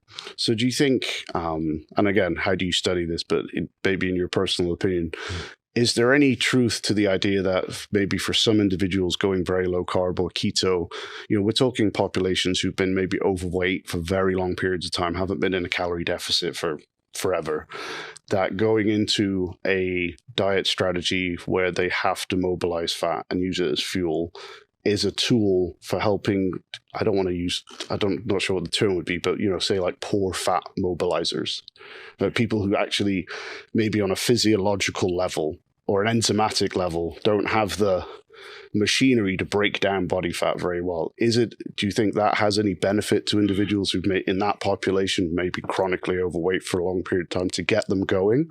Or do you think that's kind of just smokescreen stuff? If you were to look at the population who has a high degree of obesity, Mm-hmm. and at sort of the literature overall, it shows that with that population, rapid initial fat loss Mm-hmm. is associated with better long-term weight loss Mm-hmm. maintenance. Is that just because they're bought in better, though? I think it's more of a psychological buy-in Mm-hmm. rather than physiological phenomena, which you mentioned. Yeah. So that's what I would think is the case. To me, it's almost like the fasted cardio argument. It's like, is it making you burn more fat, or is that just when you do it and you believe in it more? So you do it more, and then funny enough, it works, if you get what I'm saying. Right. I think that when you do that, like fasted cardio, it adds an element of structure Mm-hmm. in your program. And when that's in place, you tend to not want to, in quotes, screw that up Mm-hmm. with messing up your diet in the subsequent hours in the day. And so, in fact, my colleagues and I, we ran a fasted cardio versus fed cardio study in women, and there were no differences in body comp improvements in both groups. Mm-hmm. But you know what? We kind of expected that Mm-hmm. because with fasted cardio, yeah, you are burning more fat during the training bout. Mm-hmm. But with fed cardio, if both of the diets are equated between the groups, with fed cardio, you're burning more fat in the hours after. Yeah. So it comes out the same. Mm-hmm. But with a lot of people, getting that fasted cardio session done in the morning means it gets done. Yeah, for sure. Yeah. In the study that you did, when you say there was no difference, was that no difference or statistically no difference? Statistically. Because the only reason I mention that, and I can't remember your study, so I apologize for that, Sure. but there was a similar study by, I think it was Chen, Yes. and they got the same conclusion. And to me, it looks like a reasonably well thought out study. You might have, I think it was a 6-week intervention. And at the end of the study, the fasted cardio group, I think it was 1.8 pounds more fat in 6 weeks.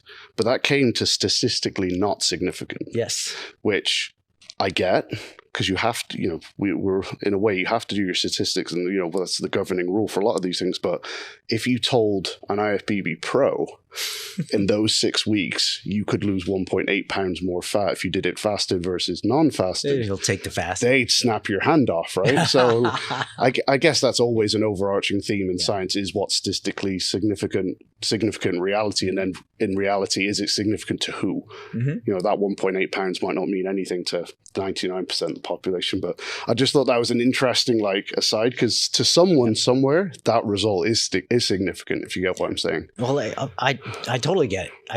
The absolute differences favored the fasted cardio. Now, here's where we can go down a rabbit hole. There's some new research showing that pre-cardio protein intake, even up to 40 grams immediately before you do the morning cardio, there is no difference in fat oxidation during training with the, and even, and absolute terms, it's minuscule, between a protein fed cardio session versus a totally fasted cardio session.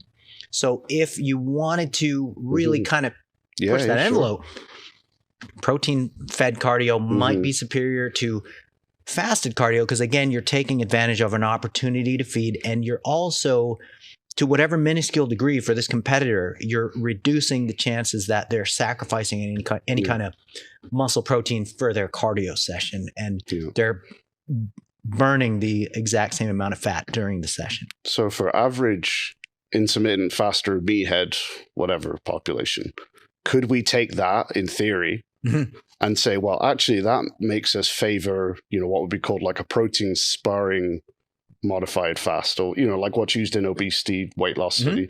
Could you then make, well, you can, if you wanted to word it gimmicky, right, you could say, well, the protein doesn't knock you out of the fasted state because your fat oxidation hasn't dropped, right? So could there be an argument to be made that actually those people who are fasting could potentially get better results or better muscle retention or better growth from doing a protein sparing fast? Yes. And that's right. Okay, good. Actually, yes. And this reminds me of, and I know we're going off here. Yes. No, that's good. There's a literature mainly led by a researcher named Krista Verity on alternate day fasting. And so the fasting days in alternate day fasting are really not true fasting days. It's basically 500 calories of kind of whatever. It's like a small meal or a snack or something like that.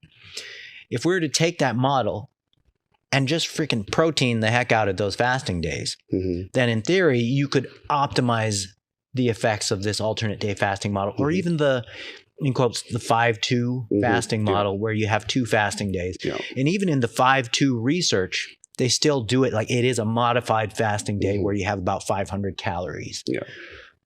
Make them protein.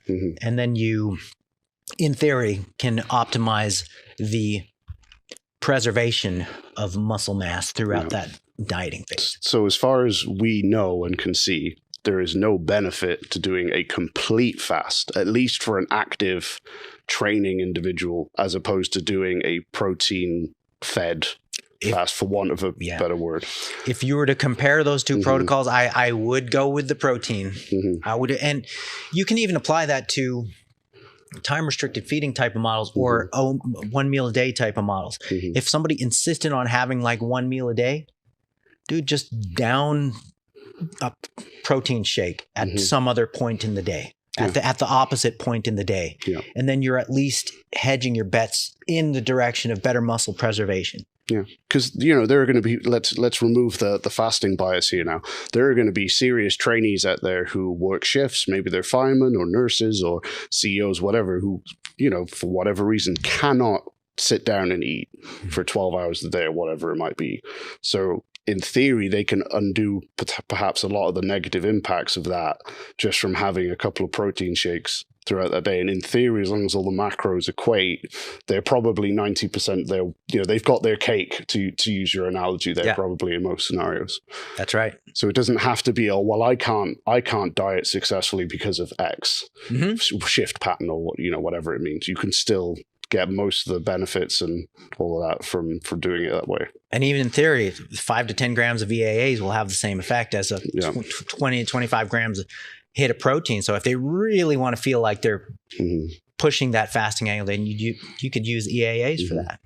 So awesome. The fourth macronutrient would be alcohol. Yeah. Right. So let's touch on that one. Then we'll pull it all together. Yeah. The fourth horseman. Yeah, the fourth horseman. Yeah. Alcohol is it's a monster on its own. It's a force of nature, literally and figuratively. It makes and breaks people. So 1 in 10 people in the general population has an issue with alcohol. So technically, they have some degree of alcohol use disorder. So 1 in 10 people in any given room has a frickin' problem. And that's kind of a bad problem from a public health perspective, because you never know. You never know who is going to develop a problem. So yeah, it's definitely a risk even starting. Mm-hmm. So with those that are incorporating in their diet, right? The first thing is are you that 1 in 10? Yeah. Right. Because if you are, there's bigger issues that can come down the line. Yeah. But if you're not, then, there's the proponents of you need a little alcohol because it's going to help your heart, so I don't know where that comes from. If it comes from like the alcohol industry, but that's what will be thrown back at me. Yeah. Like, well, no, I need to keep this in here if it's scotch or whatever it is. Mm-hmm. And maybe for mental health, that aside, but from the physical health. Yeah. It's like there's a huge literature on the health effects of red wine. Up to even 3-ish glasses a day. I can probably find literature that shows even 4. But if you look at the literature altogether, then 1 to 2 drinks a day is associated with neutral effects and positive effects. I mean, yeah, you can grab recent literature saying any amount of alcohol is bad. It's like, well, let's measure that against the backdrop of research, and it depends on what you're looking at. But red wine would be the classic alcoholic beverage that has more positive literature than negative literature on it. And how did they come to that conclusion of red wine as opposed to white wine? They measure risk factors like just and whenever people measure cardiovascular risk, they have to do it observationally. Mm-hmm. And it's very dicey and it's very sketchy, and you almost have to take it with a grain of salt, especially if there's not this mind-numbing consistency of outcomes that you see over and over. So yeah, red wine kind of takes the cake over white wine in the observational literature for resulting in more favorable cardiovascular outcomes. And even things like, the cancer threat from alcohol, red wine seems to avoid that. Mm-hmm. And so my question would be more favorable than not using it at all? Some literature, yes. Some literature, yes, with red wine. Yeah. But, big picture, 1 to 2 drinks a day in most individuals who don't get addicted and end up doing 1 to 2 bottles a day. There's no, there's no tangible threat to that in the majority of the population. And these things in general, Dave, are hard to study. It's hard to study because you have to follow large groups of people for years and decades and follow disease endpoints and rely on their self-reported intake. And then you have to realize there's a ton of other factors in their lifestyles, both diet and non-diet wise, that would influence these outcomes. So I'm not in the camp that says, you got to go 0 alcohol in order to bring your risks down maximally. I don't think that the evidence indicates that. I would look at it as, if it's a strength athlete or somebody that's on the margins with their macros, either slightly above for a surplus or slightly below for a deficit, if they're going to use red wine, then that's 200 calories, 400 calories that's not being allocated, to other nutrient-dense foods, which I would suppose have a higher net positive than 400, I don't want to say empty calories, but 400 of different level, different calories. Yeah. I mean, from that standpoint, from athletic performance standpoint, that definitely comes into play because some people get really screwed up with even a couple of drinks. They're feeling like crap the next day. Some people really are affected that much. And alcohol can affect sleep. sleep quality, and it can affect appetite too. And so what is typically seen is that alcohol disrupts sleep quality, and when you disrupt sleep quality, your appetite and your craving levels come up. And of course, when you overdo alcohol, then anytime you negatively impact sleep, you're going to negatively impact exercise performance. And so alcohol can be a double whammy in that sense of impacting both appetite in a bad way and training performance in a bad way, because it impacts sleep in a bad way. So there are, if you're somebody who doesn't give a damn about drinking at all, you can take it or leave it, and you have goals of maximizing your training and your body composition outcomes, I would push that person towards just don't even start. It's not going to make you live longer or better in the end anyway. And look, you look at the blue zones, the so-called, the 5 blue zones of the world, where people are leading everybody else in longevity and health span and lifespan and all that. 3 out of the 5 blue zones consume a moderate amount of alcohol regularly. But it's more of like, look, they're living that long and that well, maybe in spite of their alcohol intake and not necessarily because of it. And there's a certain amount of social bonding and community bonding and psychological potential benefits of that the alcohol intake might facilitate in certain contexts. Well, with those blue zones, something that I would wonder is, could they potentially live longer if their protein intake was higher? Because typically you're going to find lower protein intakes in those blue zones. Yeah. I think you can you can always intervene and optimize. You can always build a better cyborg. You can always take somebody from the blue zones, get their protein optimized, get them resistance training, and at 80, 90 years old, they'll be much more fit and robust and ready to possibly live even longer than their counterparts, than their cohorts who didn't optimize protein and resistance train. Mm-hmm. So I think you can always build a better cyborg. Yeah. Why should anyone join this Discord? Why wouldn't you want to? It's not fake. It's genuine. It's authentic. It's well worth it. The Discord has been nothing short of meeting new people who are incredibly like-minded, giving each other a bunch of ball busting, but also being there to support each other in whatever life throws their way. The best part of it for me has also been able to connect with lifters of all levels, help coach, get coached, and also connect with other new fathers who are enjoying the journey of lifting and trying to balance that out. It's the glue that holds all of us together. A common interest will bring people from different walks of life, people who are multimillionaires, these characters and everything else in between, united under one thing, the pursuit of strength. I think most of us would agree that getting a coach is a great step forward that an athlete can make to make greater progress. But what if you had 2 coaches? What if you had a whole bunch of coaches and a whole bunch of driven elite level athletes and like-minded people all in your corner trying to make you better? That's exactly what you're going to get with the Table Talk Discord crew. So we got through protein, carbs, fat, alcohol.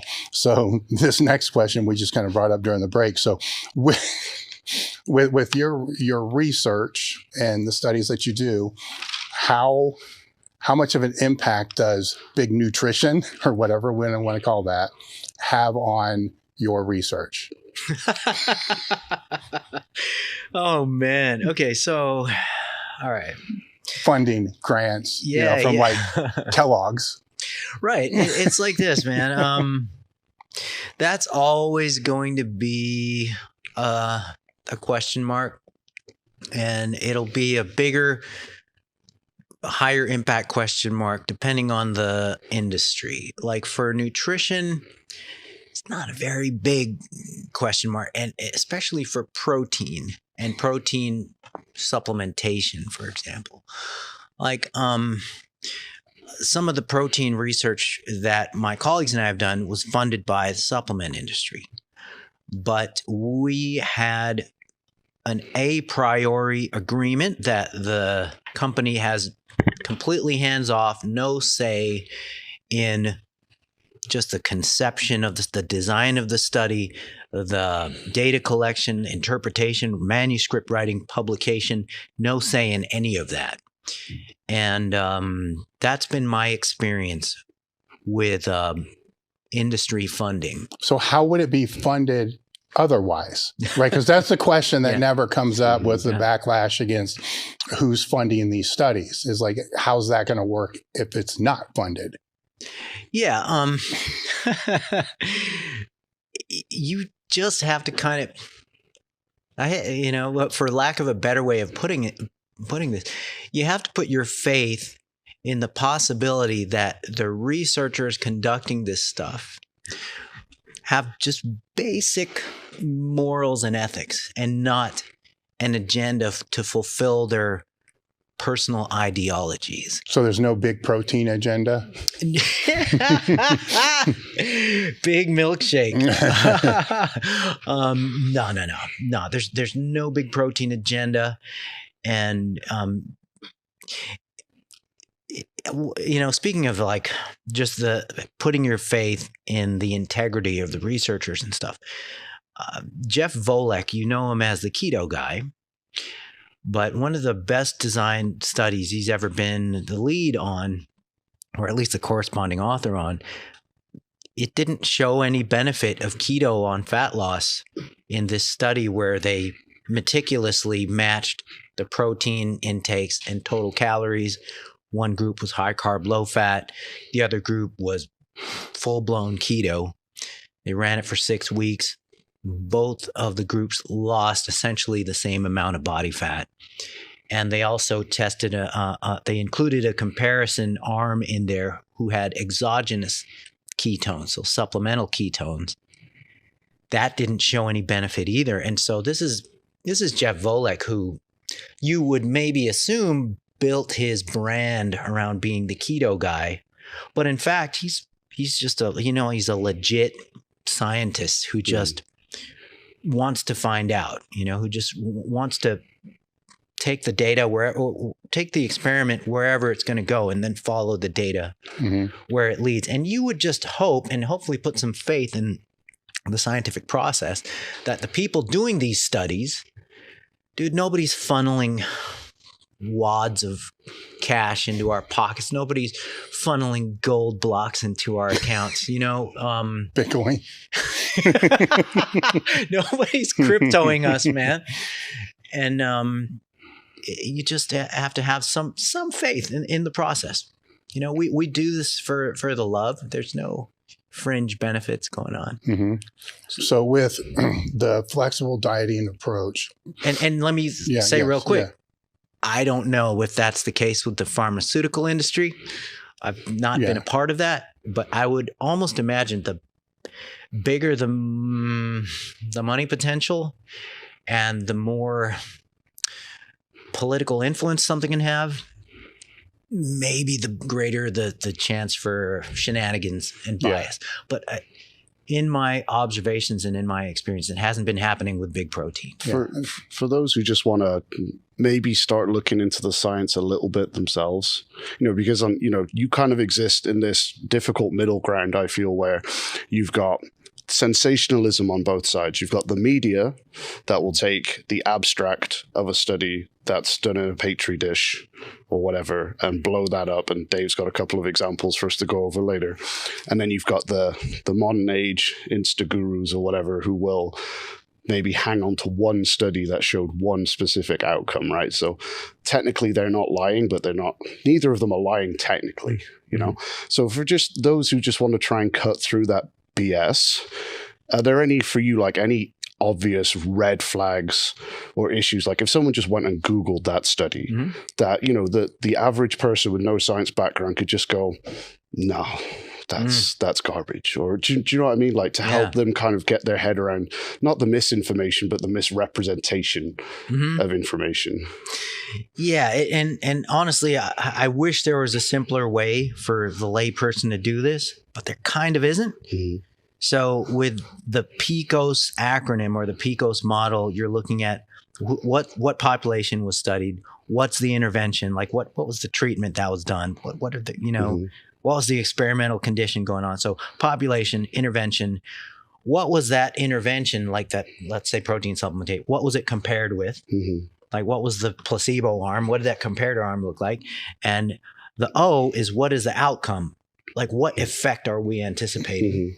And then S is what type of study was it? What design study was it? So with those, the PICOS acronym, really the biggest snags are going to happen right here at the P, at the level of the population. Yeah. Was it a human population? Number one.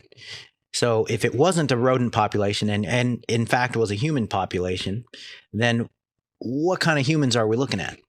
Are we looking at sedentary, untrained, straight off the couch? Are we looking at more athletic type of subjects, trained subjects, leaner subjects? All of those things make a difference. And then ICOS, the study type. Study type is another big snag in that observation or in your assessment of whether the study has any sort of relevance and stuff. And that would be, was it a short-term response study where you're looking at the effects of whatever agent it is over the course of a few hours or 24 hours? Or did you actually drag the experiment out over a period of weeks or months where you can look at bigger changes in, like, for example, body composition? So even like in the protein realm, you can look at short-term muscle protein synthesis response in a given meal. Okay, great, fine. But what really matters is, okay, what happens with changes in body composition and or strength performance over a period of weeks or months? And so, yeah, those are your kind of two things you want to look at. Who's being studied? And then, of course, what was the protocol? Then you look at the protocol. What was the dosing? Is any of that even relevant to what you're looking at? And then study type. Are we looking at, that's interesting type of short-term response thing? Or are we looking at something that measures a little bit more where the rubber meets the road? So, yeah, dude, I mean, that's not an easy answer at all. So if we take that and apply it to the studies on artificial sweeteners, right? So now you're dealing with quantity, right? What do those look like when you dig down into those? Aspartame's a good one for that one, right? That's a great example, because with artificial sweeteners, you're looking at, okay, population, okay, mostly rodents. Dose, mostly extremely unreachable amounts by any normal human on the planet. And that is the story with artificial sweeteners, typically. So what would the dose have to be if you were to calculate it all out? It comes down to gallons, multiple gallons a day, in order for you to incur these types of risks that you see reported in the literature. And, you look at just potential risks on a spectrum, these risk type of agents on a spectrum. And if you were to make a list of them, of ranking order, artificial sweeteners would be like somewhere way at the bottom, way off the list in terms of things that are really going to do human beings in terms of long-term health. I remember, I think it was one of those studies equated to something like 1,000 cans of Diet Coke a day. But then the other interesting part was I can't remember the scientific terminology for what class of cancer risk they gave it, like the substance, but also in that same category was sunlight. Yes. And blue light. So like, are we treating sunlight the same way? And blue light, like everyone's still sat on their phones watching their TVs, but they're demonizing the can of Diet Coke in their fridge. Do you know what I mean? It's just, I think it's interesting how you can we don't cherry pick, I suppose. We get told what to cherry pick or shown what to cherry pick, but the context most of the time is just completely. It is. And in the same risk category would be alcohol, any kind of alcohol. It might even be in a higher risk category by now. I would have to check that out. And so it's like, we are, it sucks to say this, but at some point we're going to die of something. And the way that you play your cards throughout your life, people are just kind of looking at the wrong cards And so artificial sweeteners would be one of those things. And yeah, there is a body of literature showing that artificial sweeteners are associated with X, Y, and Z disease, cancer, heart disease, diabetes, whatever. But a lot of times that is a reverse causality type of scenario where people who are on a trajectory towards that are going, oh, damn, I got to clean up. I got to kick the regular fully leaded, sodas out of here and then substitute it with diet sodas. And then this population is already at risk. Mm-hmm. So when you go up in those cards, what are the higher placing cards that people should worry about? Body composition and physical activity. Okay, so body comp and regular physical activity.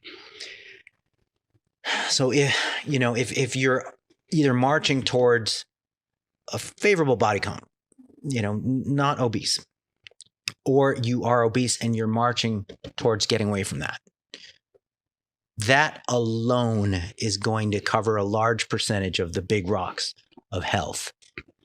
If you are not sedentary, so if you are doing some kind of exercise or recreational movement for most days of the week, that would be a big rock to cover. And then the other big rock comes down to diet quality.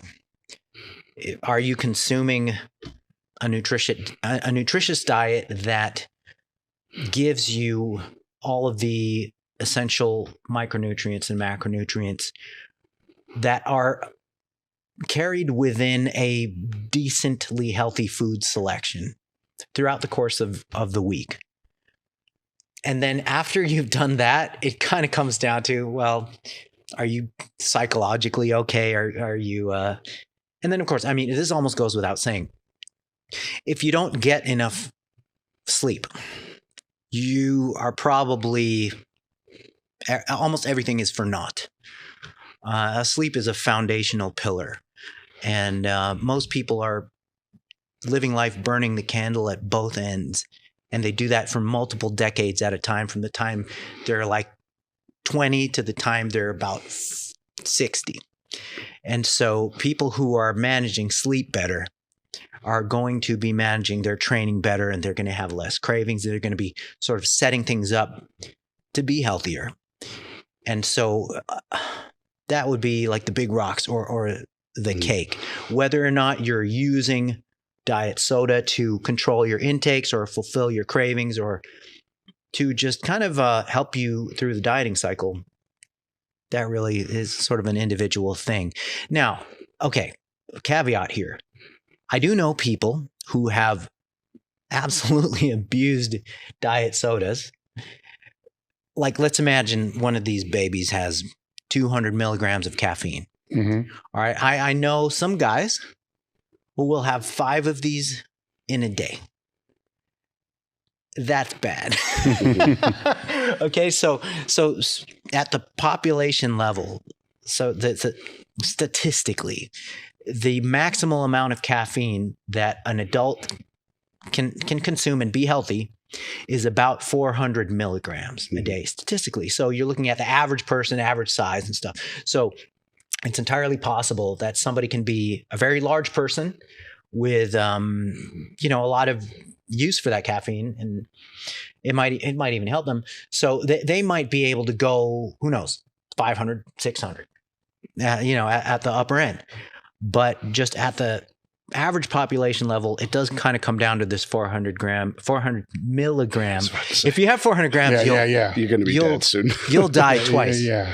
You can die from 5 to 10 grams. Well, you at least be hospitalized. But 400 milligrams of caffeine seems to be the average upper limit. And with diet sodas, it's easy to accidentally abuse caffeine.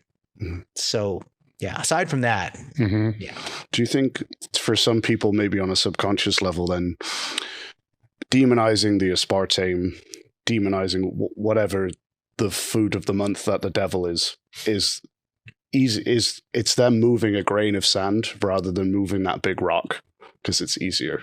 Do you think on a subconscious level that plays into it? Like people get obsessed on the smaller, because it's easier to drop diet Diet Coke than it is to admit that you're eating all the wrong foods, sleeping 4 hours a night, or, whatever the actual problem might be. Do you think that plays into a lot of all of this kind of demonization of food groups and specific nutrients and that type of thing?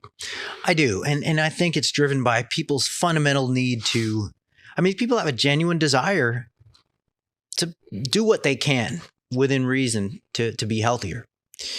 But it's also easy to fall into this sort of hypocrisy where you kind of tell people, I never have diet sodas. I cut them out completely because they're a class 2B carcinogen according to the World Health Organization.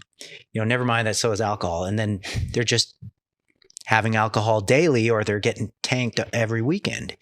And so, yeah, it's an interesting phenomenon. Just like a cherry picking phenomenon. Yes. Yeah. Okay. Yep. Well, it's a strong talking point for anybody that wants to put an Instagram reel up. Yeah. Right. Avoid this. Boom. It's attention. It's going to grab more attention than exercise and eat better. Right. That's just going to get flipped right through. With staying on some of these topics here that are demonized or not demonized, where would I got all kinds of meathead stuff in here. Cool. So gallon of milk a day. Right? That's like religion across some spectrums. Yeah, that's really fun. Shout out to Mark Ripito on that. It's super, super duper funny. I could have thought of this word, I don't know, but starting strength, Ripito's starting strength. When you add the gallon of milk a day factor to it, it becomes sharting strength. Mm-hmm. Yeah. The literature as a whole on dairy is kind of a net positive, I got to say. With the exception of butter, where it's got a consistent literature on butter being inferior to other fat sources for how it impacts your blood lipid profile, your LDL levels, your ApoB levels and stuff. Blood lipids tend to be negatively impacted by butter, but full fat milk products, not so much. And it is really kind of interesting how that works. Even if you look at literature comparing cream with butter, the consumption of that, how that impacts blood lipids. Cream has a neutral effect on blood lipids, while butter raises ApoB levels, or the atherogenic or bad, aspect of blood lipid profile.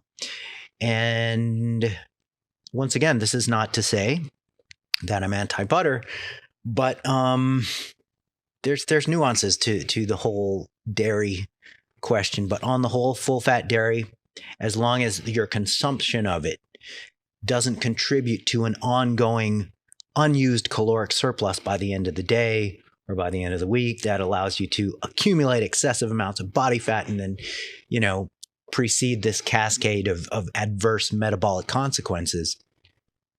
Dairy is just fine. So the same must then obviously be true for chocolate milk as well. Yeah, chocolate milk, there's no limits. Don't ruin this for people. There's no limits to it. As long as it's post-exercise, go straight to the muscles, baby. We kind of talked a little bit about the intermittent fasting, but that's one that comes and goes a lot, and it's actually a lot, like every few months back and around. Pros and cons of that. Sure. Intermittent fasting is a great non-quantitative, non-nitpicky way to control caloric intake. So there is a real interesting aspect of intermittent fasting. So there's basically three basic types of intermittent fasting. There's time restricted feeding, where you restrict when you eat to about like 8 hours or less in the course of a day. And then the other kind of intermittent fasting is twice weekly fasting, or alternate day fasting, which is a little bit more severe in terms of the caloric deficit that you'd incur. So there's basically those three types. A fourth type of consecutive day fasting, where people do like 3-day fast or 5-day fast or something like that. but that isn't studied a whole lot in the literature because, they don't want people passing out and they don't want to shoulder the risks of that sort of thing. So with those types, honestly, all of them show positive effects on both body composition outcomes as well as clinical outcomes, blood biomarkers of health, cardiovascular risk profile and stuff like that. They're all positive because they're all different roads to the same spot, which is controlling caloric intake and mitigating the potential for overeating. That's really the mechanism of intermittent fasting that works so well. And not only that, but with intermittent fasting during the feeding phases, whether it's a day that you're eating a day or the day that you're not fasting, or whether it's the eating window, there is a consistent body of research showing that you can eat ad libitum, in other words, as desired without restricting during the feeding phases and still net a caloric deficit or at least maintenance by the end of the day, by the end of the week. So people who hate tracking and nitpicking, intermittent fasting models are kind of a boon to them. So of the benefits we see, though, what you're saying is that the benefits we see from all these intermittent fasting protocols are simply as a result of the body composition changes that come with it. And if let's say we did an intermittent fasting experiment where body composition was purposely maintained, we would not expect to see any health marker changes or anything like that as a result of that changing eating strategy. That's correct. But I have to add some nuance here. Mm-hmm. So with time-restricted feeding, where you restrict your eating to like 8 hours in the day, at most, and usually with protocols where somebody eats from 8 a.m. to 4 p.m. versus 8 a.m. to 8 p.m., but they're eating the exact same stuff. In short-term studies like that last a day or 48 hours, and in some cases even up to a month-ish, there's better glucose control shown with the early time-restricted feeding model versus the conventional model, or even a delayed or late shifted time-restricted feeding model. It's usually the early time-restricted feeding model that kind of wins for showing better blood glucose control. Okay, so this was in short-term studies though. So when they dragged the comparison out for a year, and this was actually a 12-month study that was done pretty recently, where they looked at eating from 8 a.m. to 4 p.m. versus eating 8 a.m. to 8 p.m. Dragged the study out for 12 months, moderate caloric deficit, no advantage of either group. So, and they diligently, they matched the diets pretty well in terms of macronutrition and calories and all that stuff. And so by the end of the study, both of the groups lost an equal amount of body fat. Both of the groups improved their clinical parameters, blood lipids, blood glucose, etc., equally by the end of the year. And so that tells us that, okay, well, there's different effects in the short term versus the long term with, comparing these two different or actually comparing early time restricted feeding with some conventional type of intake. So intermittent fasting isn't going to increase my autophagy and make me immortal, is what you're saying. Okay, so autophagy is... sorry, that's me saying it the British way, probably. I'm sorry. That's cool. That's cool. I think the British accent is really cool. And by the way, I just found out that one of my favorite media personalities, Gordon Ramsay, he's not British, he's Scottish, right? Something like that. Most Scottish people, if you called them British, would probably be pretty offended. Yeah, especially Gordon. Because then you're scooping them in with Englishmen is the problem. Like, I'm Welsh, so if you call me British, that means you're scooping me in with that group too, which I could get offended to if I wanted to. If you wanted to, that's true. That's true. Well, so yeah, it's like the intermittent fasting autophagy and the whole thing. Okay, so for the listeners, autophagy is a process where the body gets rid of damaged cellular components and frees up some room for better cellular functioning. Okay. And what a lot of folks do is they read about this phenomenon and they go, oh, okay, autophagy, good. So more is better. So what a lot of people don't realize is that you can ramp up autophagy until the point of starvation and death. So it'll flip over to a phenomenon called autosis.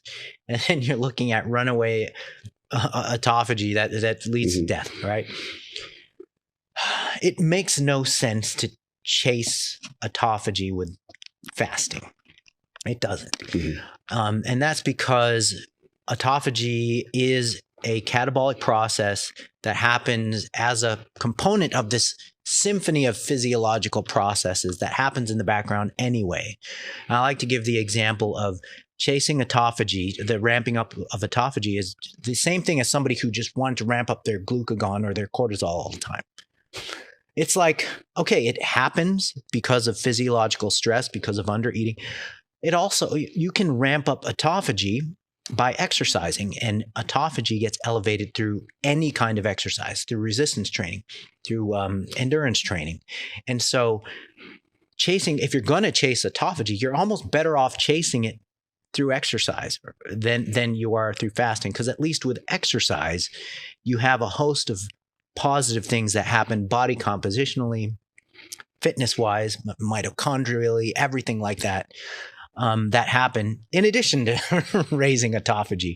But it kind of goes back to my point that if you are fasting thinking autophagy, then if you really wanted to raise autophagy, just proceed to starve to death and you'll really raise it. And it freaking makes no sense. It doesn't make a whole lot of sense. But unfortunately, they'll take that word, define it in a way that makes me think, ooh, that sounds good, and then sell whatever eating strategy based. That's why I brought that up, because it gets misrepresented, like everything will get misrepresented to almost use it as a selling point, right?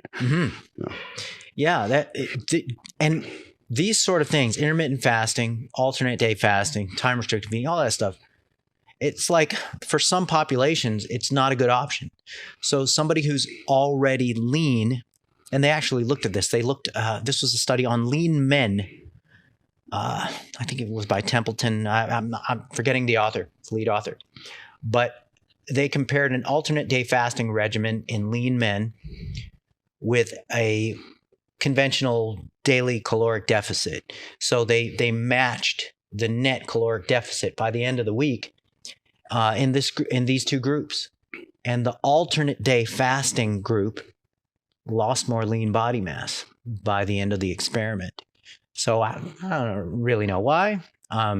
They both incurred the same net deficit, but apparently if you're already lean, when you start messing around with fasting protocols, then lean body mass is put more at risk than if you were to run a more conventional type of diet.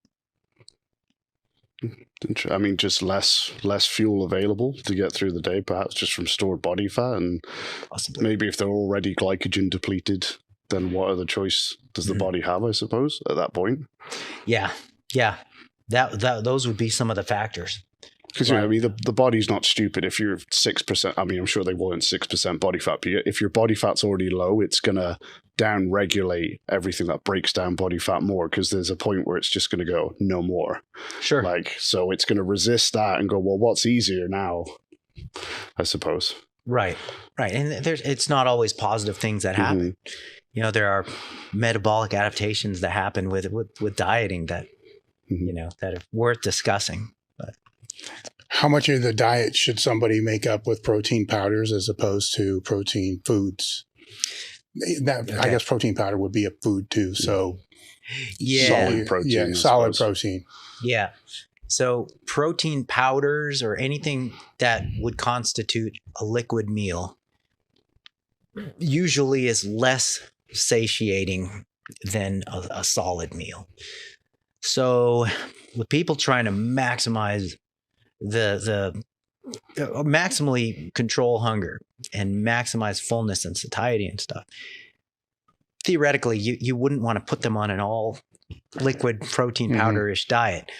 But protein powder, it's a great tool for hitting your protein requirements for both populations, the dieting population, the gaining population, and also the athletic population, and even the clinical population, the sarcopenic bros who are, trying to stave off age-related muscle loss, but don't necessarily have the capacity or the skills or whatever to get in the solid food to do it. So how much in the diet? That's a good question. Not all of it. Yeah. Not all of it. And that reminds me of a study that they looked at. So collagen is called this low quality protein because it's an incomplete protein. It's missing tryptophan, et cetera. But they compared a diet that was half of it was collagen with a mixed protein diet. And the diet that was literally half collagen was able to have the same nitrogen retentive effect. Okay, yeah, nitrogen balance is an old crude model, but nevertheless, same nitrogen retention with the half collagen protein diet versus the mixed protein diet. So, with something like whey, that is a, in quotes, complete protein, you can build a good case, man, for like, you can have a third of your daily protein from whey and probably not worry about sub-optimizing health and things like that. Yeah, that's a good question. Doesn't have a definitive answer. We can only really speculate on it. What about just supplementation in general? Because the strength industry, bodybuilding industry is built on supplements, right? Yeah. So God, there's so many different things we can go with. So just a multivitamin, let's just go there first. Is with an adequate diet, is that necessary, not necessary? It's a no-brainer to just do the multi. It is a no-brainer because people who are physically active and people with physical goals and even performance goals, there's going to be a certain degree of restriction and economizing on caloric intake here and there.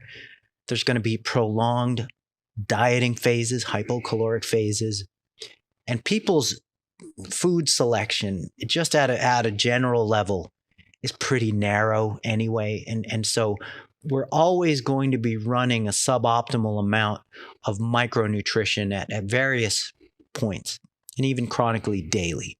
It's kind of a no-brainer. Just take a multi. The downside is virtually non-existent, and the upside of it has been demonstrated in the literature repeatedly and with a range of different populations who are at risk for incurring micronutrient shortcomings. So just take it. But is there any scope then? So if we say multivitamin, we're talking like generic brand, whatever, right? Yeah. Is there any, for average person now, is there any scope or reality to buying the 50 plus female specific with blonde hair who plays tennis multivitamin? Because there's a million different specialized and at some point you've got to ask, is it really a multivitamin when you're excluding some stuff and whatever, but is there really any scope for that? Because there's only going to be so much absorption of whatever is in a multivitamin anyway, right? Yeah. So is there really any scope to go beyond that $5 tub of generic multivitamin, if you know what I mean? Yeah. I'm going to make an analogy that I thought of right now, probably to my own peril. So you can, while it's true that you can have a 7 Series Beamer, like I'm sure Dave has, the Primo loaded one. Or you can just go, like a Honda Accord 2024 model. That is sufficient, but not necessarily all the bells and whistles. And that would be, a multivitamin versus the one that you described with the perfect chemical forms and the perfect this and that and the others. I'll tell you what I do, and this is not terribly scientific. Okay, so a single one-a-day multi is going to come up short in micronutrients that the general population tends to underconsume all the time. Like, for example, it's going to have a low amount of vitamin D3. It's going to have a low amount of magnesium. It's going to have a low amount of potassium. And so it's like, if you were to get all of these things in there, and calcium too, if you were to get all of these things into a single pill, the pill would be like this big. Mm-hmm. So I actually take 2 multivitamins, Mm-hmm. but one of them is indeed the old fogey multivitamin Mm-hmm. that doesn't have iron, Mm-hmm. because you don't necessarily want to Yeah. overdose Mm. iron every day. And I also take just separate dosing of magnesium, which is just low in the diet for most people anyway. I take vitamin D3. I take, and there's another controversial one, but I do take extra vitamin C, and I take fish oil, and I take creatine. Mm-hmm.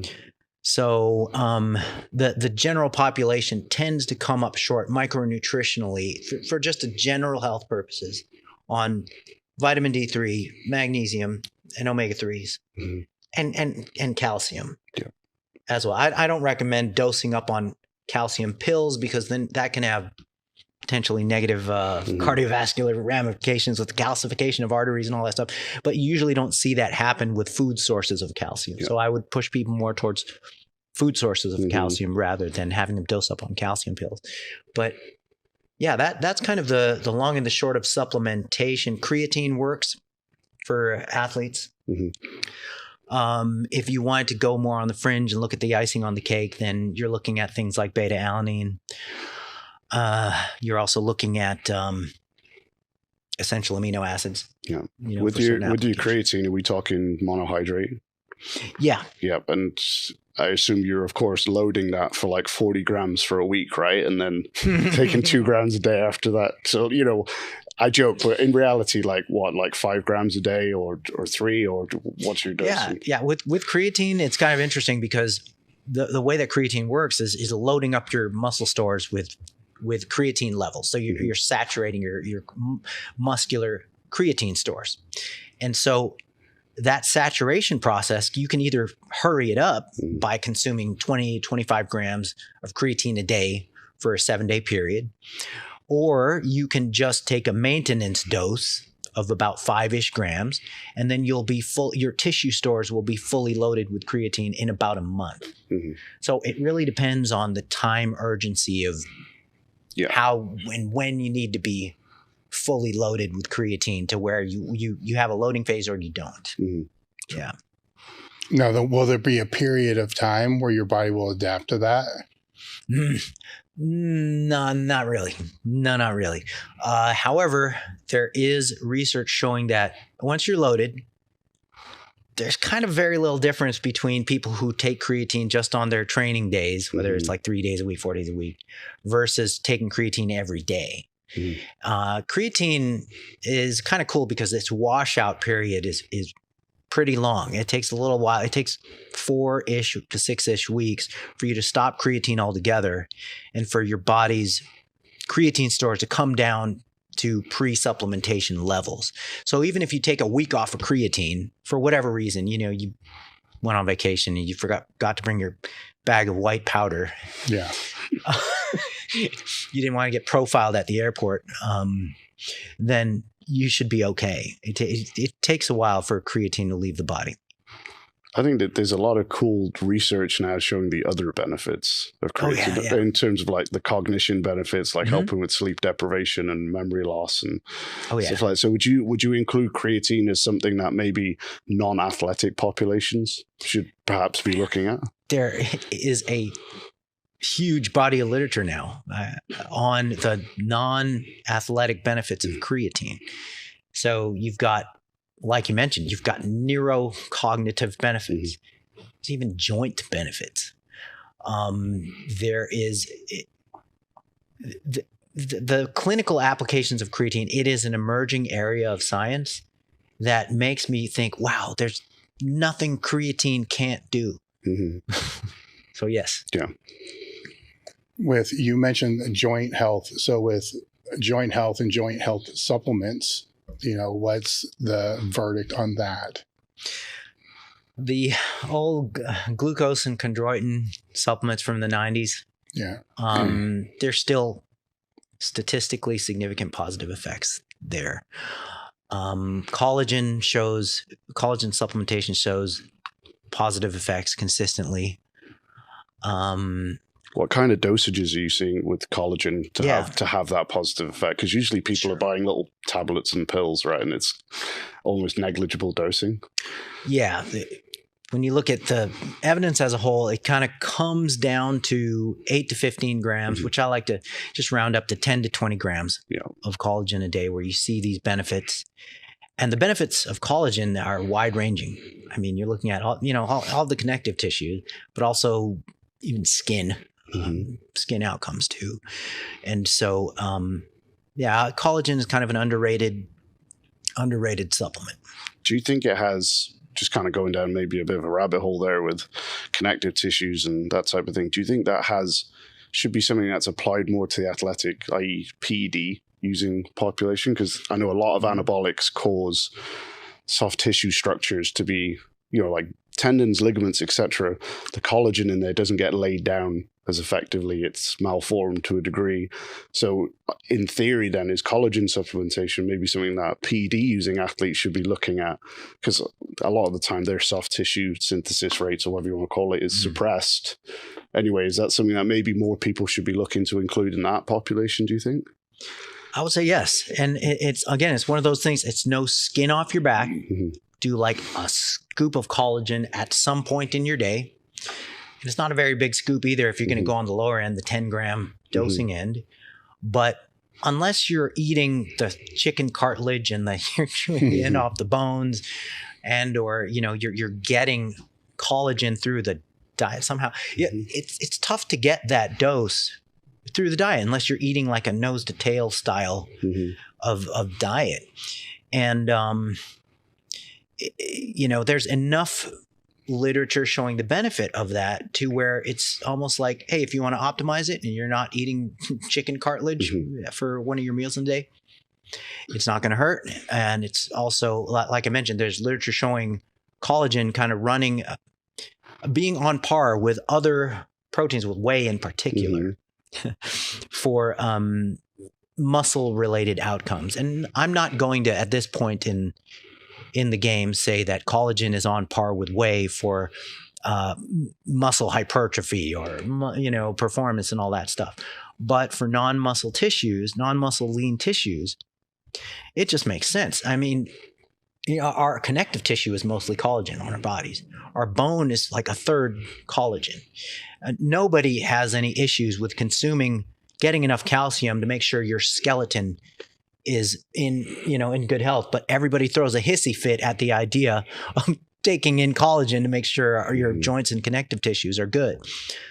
Of course, anecdotes are like a-holes. Everybody has one, but I've torn my left calf many years ago, and from that point, I'm like, you know what? I'm just gonna roll the dice with this damn collagen stuff, and not only I've been pain-free, and of course, there's confirmation bias going in there, but I seem to have stopped aging, man. Just like that. The reason I ask you that specifically is because, average meathead might look at collagen and be like, my mom takes that for her joints or whatever. But it's like, well, if you're a guy or girl, whatever, is lifting heavy consistently, needs stronger ligaments, tendons, bones for the loads you're lifting, and is perhaps taking performance enhancement drugs that have negative effects on your connective tissues and collagen synthesis, it's almost like a no-brainer. Like, you want your muscles stronger. Do you not want all the stuff that they connect to be stronger as well?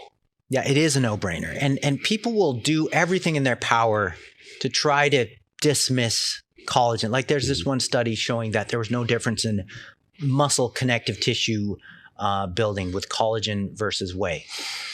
Okay, we looked at muscle tissue, and muscle tissue is like 5% connective tissue at best. Let's compare whey with collagen on joint tissue. Well, we don't have that study because, kind of like from a biological plausibility standpoint, it doesn't make a whole lot of sense to compare those two, because collagen would very likely outperform whey in that aspect. So it is a no-brainer. Yeah. If you're a vegan, then you're kind of screwed because there's no such thing as a plant source of collagen. Yeah. But then again, hey man, vegans make their sacrifices for their ideology. Sure. Yeah. What have you seen with NAC? Oh man, you really are going back to the 90s. So, you know, there is some literature on that and it is positive. I just don't know if the body of literature is deep and consistent enough for us to kind of put NAC on the short list. But yeah, it's an option. Option for? An option for just, well, see what, there's different routes to N-acetylcysteine. And people have various claims of what they use it for and not. And which is a lot. Yeah, it's like if it's but here's the thing: it's usually included in concoctions of things to where you can't tell whether it is truly the agent that's doing what you want it to do. It's almost like something like when taurine is included in like pre-workout drinks, you know, or tyrosine, when tyrosine is included in pre-workout drinks. It's hard to say whether that's even doing something or whether the diet as a whole is covering that and you're just getting this sort of placebo effect from knowing it's in there. So yeah. Yeah, I don't have a great answer for you and NAC. I mean, I was reading one of your posts the other. I want to make sure we cover this because you coined what's probably my favorite term I've heard for a while, which was collateral fatness. Yeah.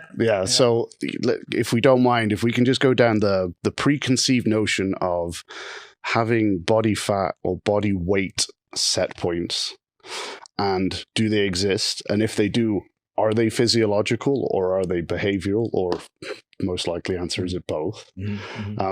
If you don't mind just kind of defining that term for me as well, because I thought that was fantastic. And then if we can kind of go down that. Sure. Okay. So collateral fattening is researchers just kind of getting cute with their terminology, you know, like that movie Collateral Damage or something like that. So it basically means it's the process of regaining body weight after you've dieted down, after you've ran like a number of weeks or months of just restricting. And then you gain the weight back. The collateral fattening aspect of it is gaining your body fat back and even more than when you started. And the way that happens in theory is by a number of factors, but one of the factors being an excessive loss of lean body mass during the dieting phase while you're losing fat mass. And it's the loss of lean body mass that would set you up for the collateral fattening phenomenon. And that's because the body sort of senses this survival crisis when you lose body mass. So the body's main drive is to survive. It doesn't know that you're dieting to look good at the pool. It thinks that, holy shit, we're starving. We got to do something about this. And so if you're losing a precious resource like lean body mass, then at the end of the dieting cycle, the body has this drive to gain back that lean body mass ASAP. So at the end of the dieting cycle, your appetite is higher if you lost a bunch of lean mass than it would have been if you would have preserved the lean body mass and the body didn't necessarily sense this energy crisis that it has to fix because you got to survive. So that is the collateral fattening phenomenon where you're just gaining the body.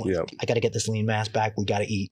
And is most of that just all going to be down to kind of ghrelin and leptin and those kind of transmitters playing there? So what about then the idea that people have a set point where they're just like, no matter what I do, I just keep ending up back at, is that cyclical cycle kind of governed by that? Or, you know, is there some kind of inner mechanism where your body finds like homeostasis at a certain weight and actually physically tries to keep you there, if that makes sense? Yeah. This is a really good question because, okay, so that set point is theoretically a body weight in adulthood that your body is pre-wired genetically to gravitate to. Like no matter what, like the set point theory is that you are doomed to this specific body weight that your body likes and gravitates to. Okay, so while that hypothesis does check out with sort of the general sedentary population, it sort of falls apart when you impose lifestyle and habit changes on people. And that's led to this concept called the settling point. So instead of set point, it's settling point. And so settling point theory says, while every individual has a different genetic ceiling for how fat they can get and for how lean they can get, that where they settle in between that ceiling and that basement is largely determined by lifestyle and habits and not genetics. It's how you interact with your environment and how you deal with your biology. So everybody has a different tendency for being hangry or hungry or full. I mean, people have different satiety and hunger hormone outputs. And so that is going to influence people regardless. However, people with obesity are not doomed to obesity because of their genetics, as the set point theory would say. So you can, if you sustain a certain habit for a long enough period of time, then you can actually rewire your biology because you rewired your behaviors and your habits. And you can force a different settling point or set point, depending on that. And there's interesting examples of limits of how fat people can get and how thin people can get. And that is genetically predetermined, even at the elite levels, so like I like to give the example of bodybuilders on stage. The how lean they get is largely determined by genetics. Right. The person up there who has more striations on their glutes than the other guy didn't necessarily diet harder or longer than the guy who's up there a little bit smoother. So there's genetic limits to that. There's genetic limits to how fat you can get. Across individual women, there's genetic limits to how lean you can get before the menstrual cycle stops, for example. And so those are genetic limits. But general population, you're not necessarily pushing extremes. It's a matter of how you change your lifestyle habits and how you strategize countermeasures to maladaptive behaviors if your environment is obesogenic. So, there's a range, and then let's say this person always ends up at 250. It's like, that's because you live the life of a 250 pound person. You eat, move, behave or whatever. And if you change that, then sure, maybe you can't be 200 pounds and 5% body fat, but you can certainly be 210, 220 or whatever it might be. Absolutely. And there's many, many examples of people who at one phase in their life for even decades, they were a certain body composition. And then even at the later part, the tough part, the middle age, 35, 45, 55, where life is just insane. Hey, for some odd reason, they were supposed to, get fatter and less healthy, but for some odd reason, it's habits. They are able to improve their body composition and health and stay there. So the set point theory it's kind of been blown out of the water by the settling point. Sure. So you mentioned hormones there a few times. So if we can go down the rabbit hole for a moment of it's not about calories, it's about hormones, gurus, and how, if you do this and get your hormones in line, then you can eat whatever you want and everyone's going to be jacked. And as always, the truth is pretty much bang down the middle, right? But if you can just kind of go down why that is true and also why it isn't true in so many ways as well. Like people mistakenly separate calories from hormones when you can't, because the hormone side of the thing is always going to be there. You're always going to have a degree of hunger hormones that come up when you're dieting, and satiety hormones that go down when you're dieting, and the opposite will happen on a seesaw. if you're not dieting or if you're gaining. So you can't separate hormones from calories, number one. And yeah, certain hormones like thyroid, for example, they directly affect how much calories you burn on a 24-hour basis. Okay, so if somebody has lower thyroid activity, then they're going to have a lower resting metabolic rate. But it kind of comes down to like hormones or caloric balance can actually directly affect hormonal balance. Mm-hmm. So yeah, you can't separate them. One of the things that is talked about a lot with the concept of hormones and calories is how insulin affects the whole thing. And a lot of people have built their careers around, okay, just focus on insulin because calories don't count. I find that to be, well, it's incorrect. Okay, but just to be polite, it's incorrect. There's a lot of folks who say, calories don't count.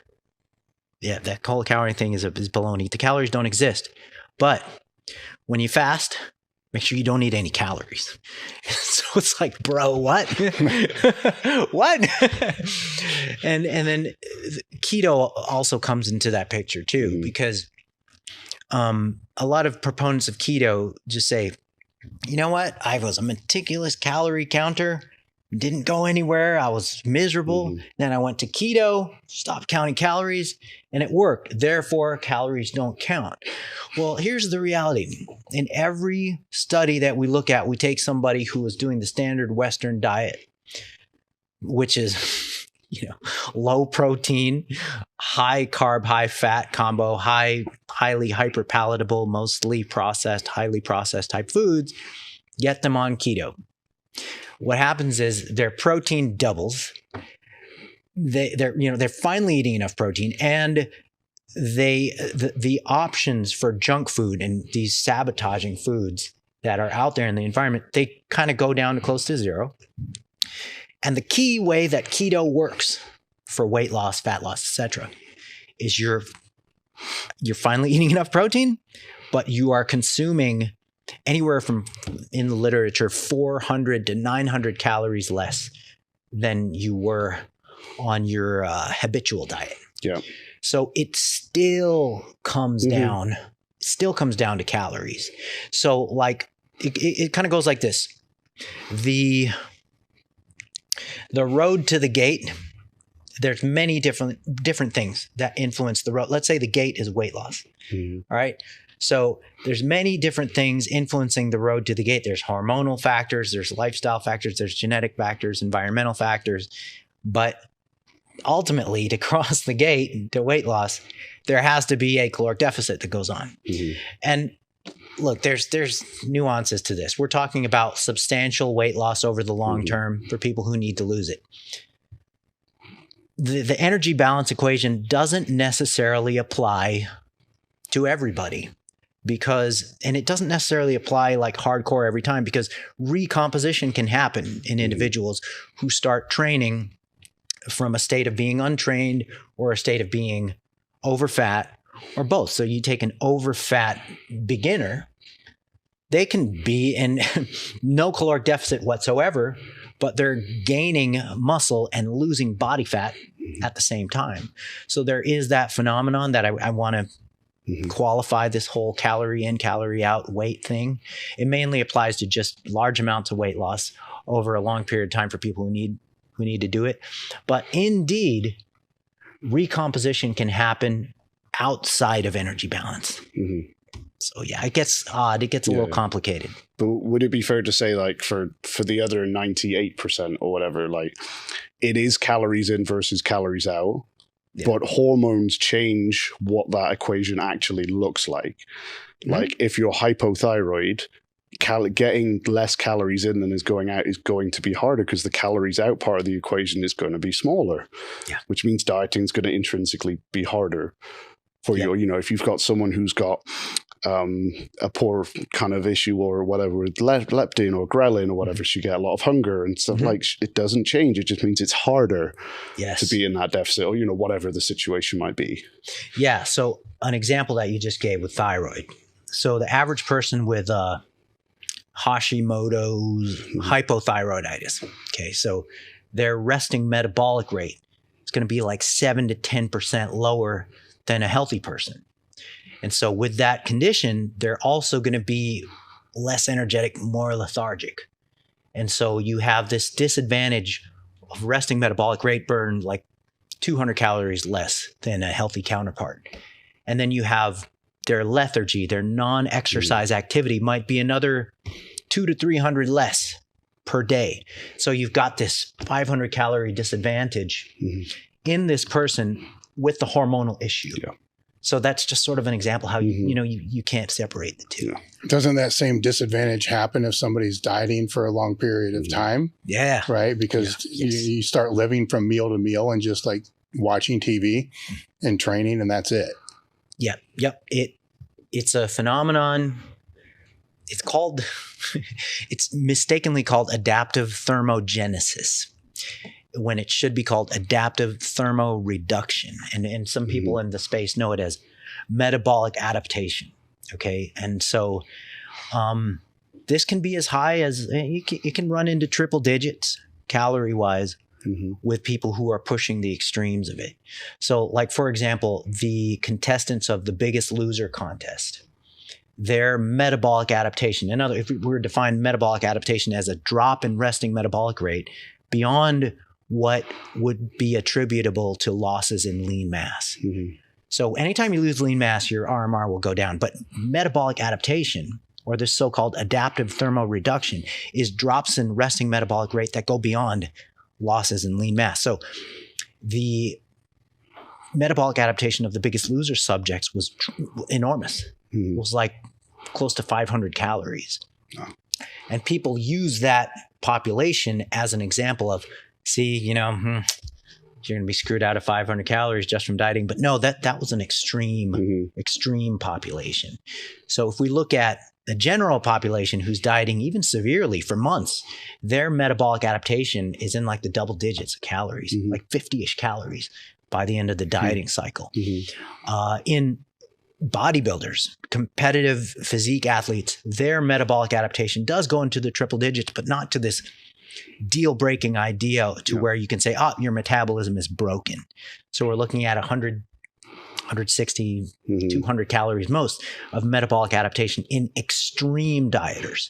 So in the general population, that metabolic adaptation is mainly going to come from a drop in non-exercise activity. So not necessarily their resting metabolism. So when you're talking there about the actual adaptation, you were talking about kind of the downregulation of the thyroid, T4, T3 conversion stuff, right? So what you're saying that is plays a part, hypothetically.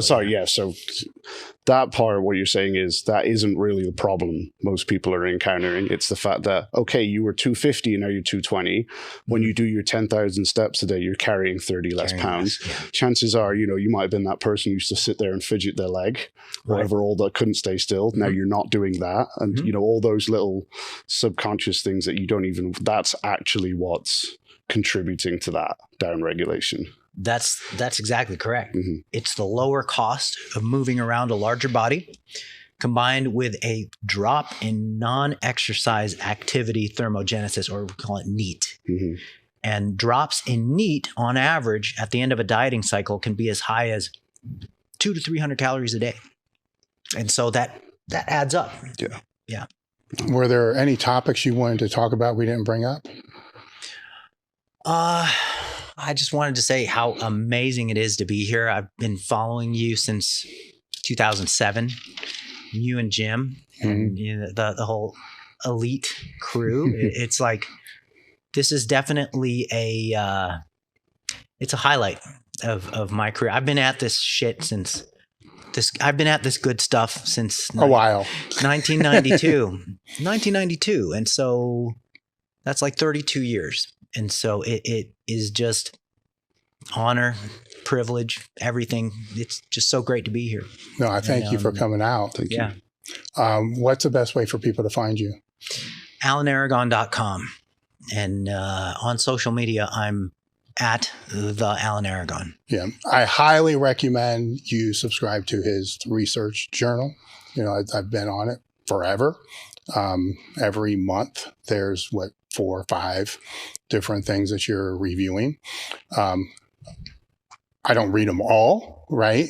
But I skim through. There's a lot, man, but I'll skim through all that. And I will also echo that I do believe that you were the first to be able to have those. And there's a handful of them now.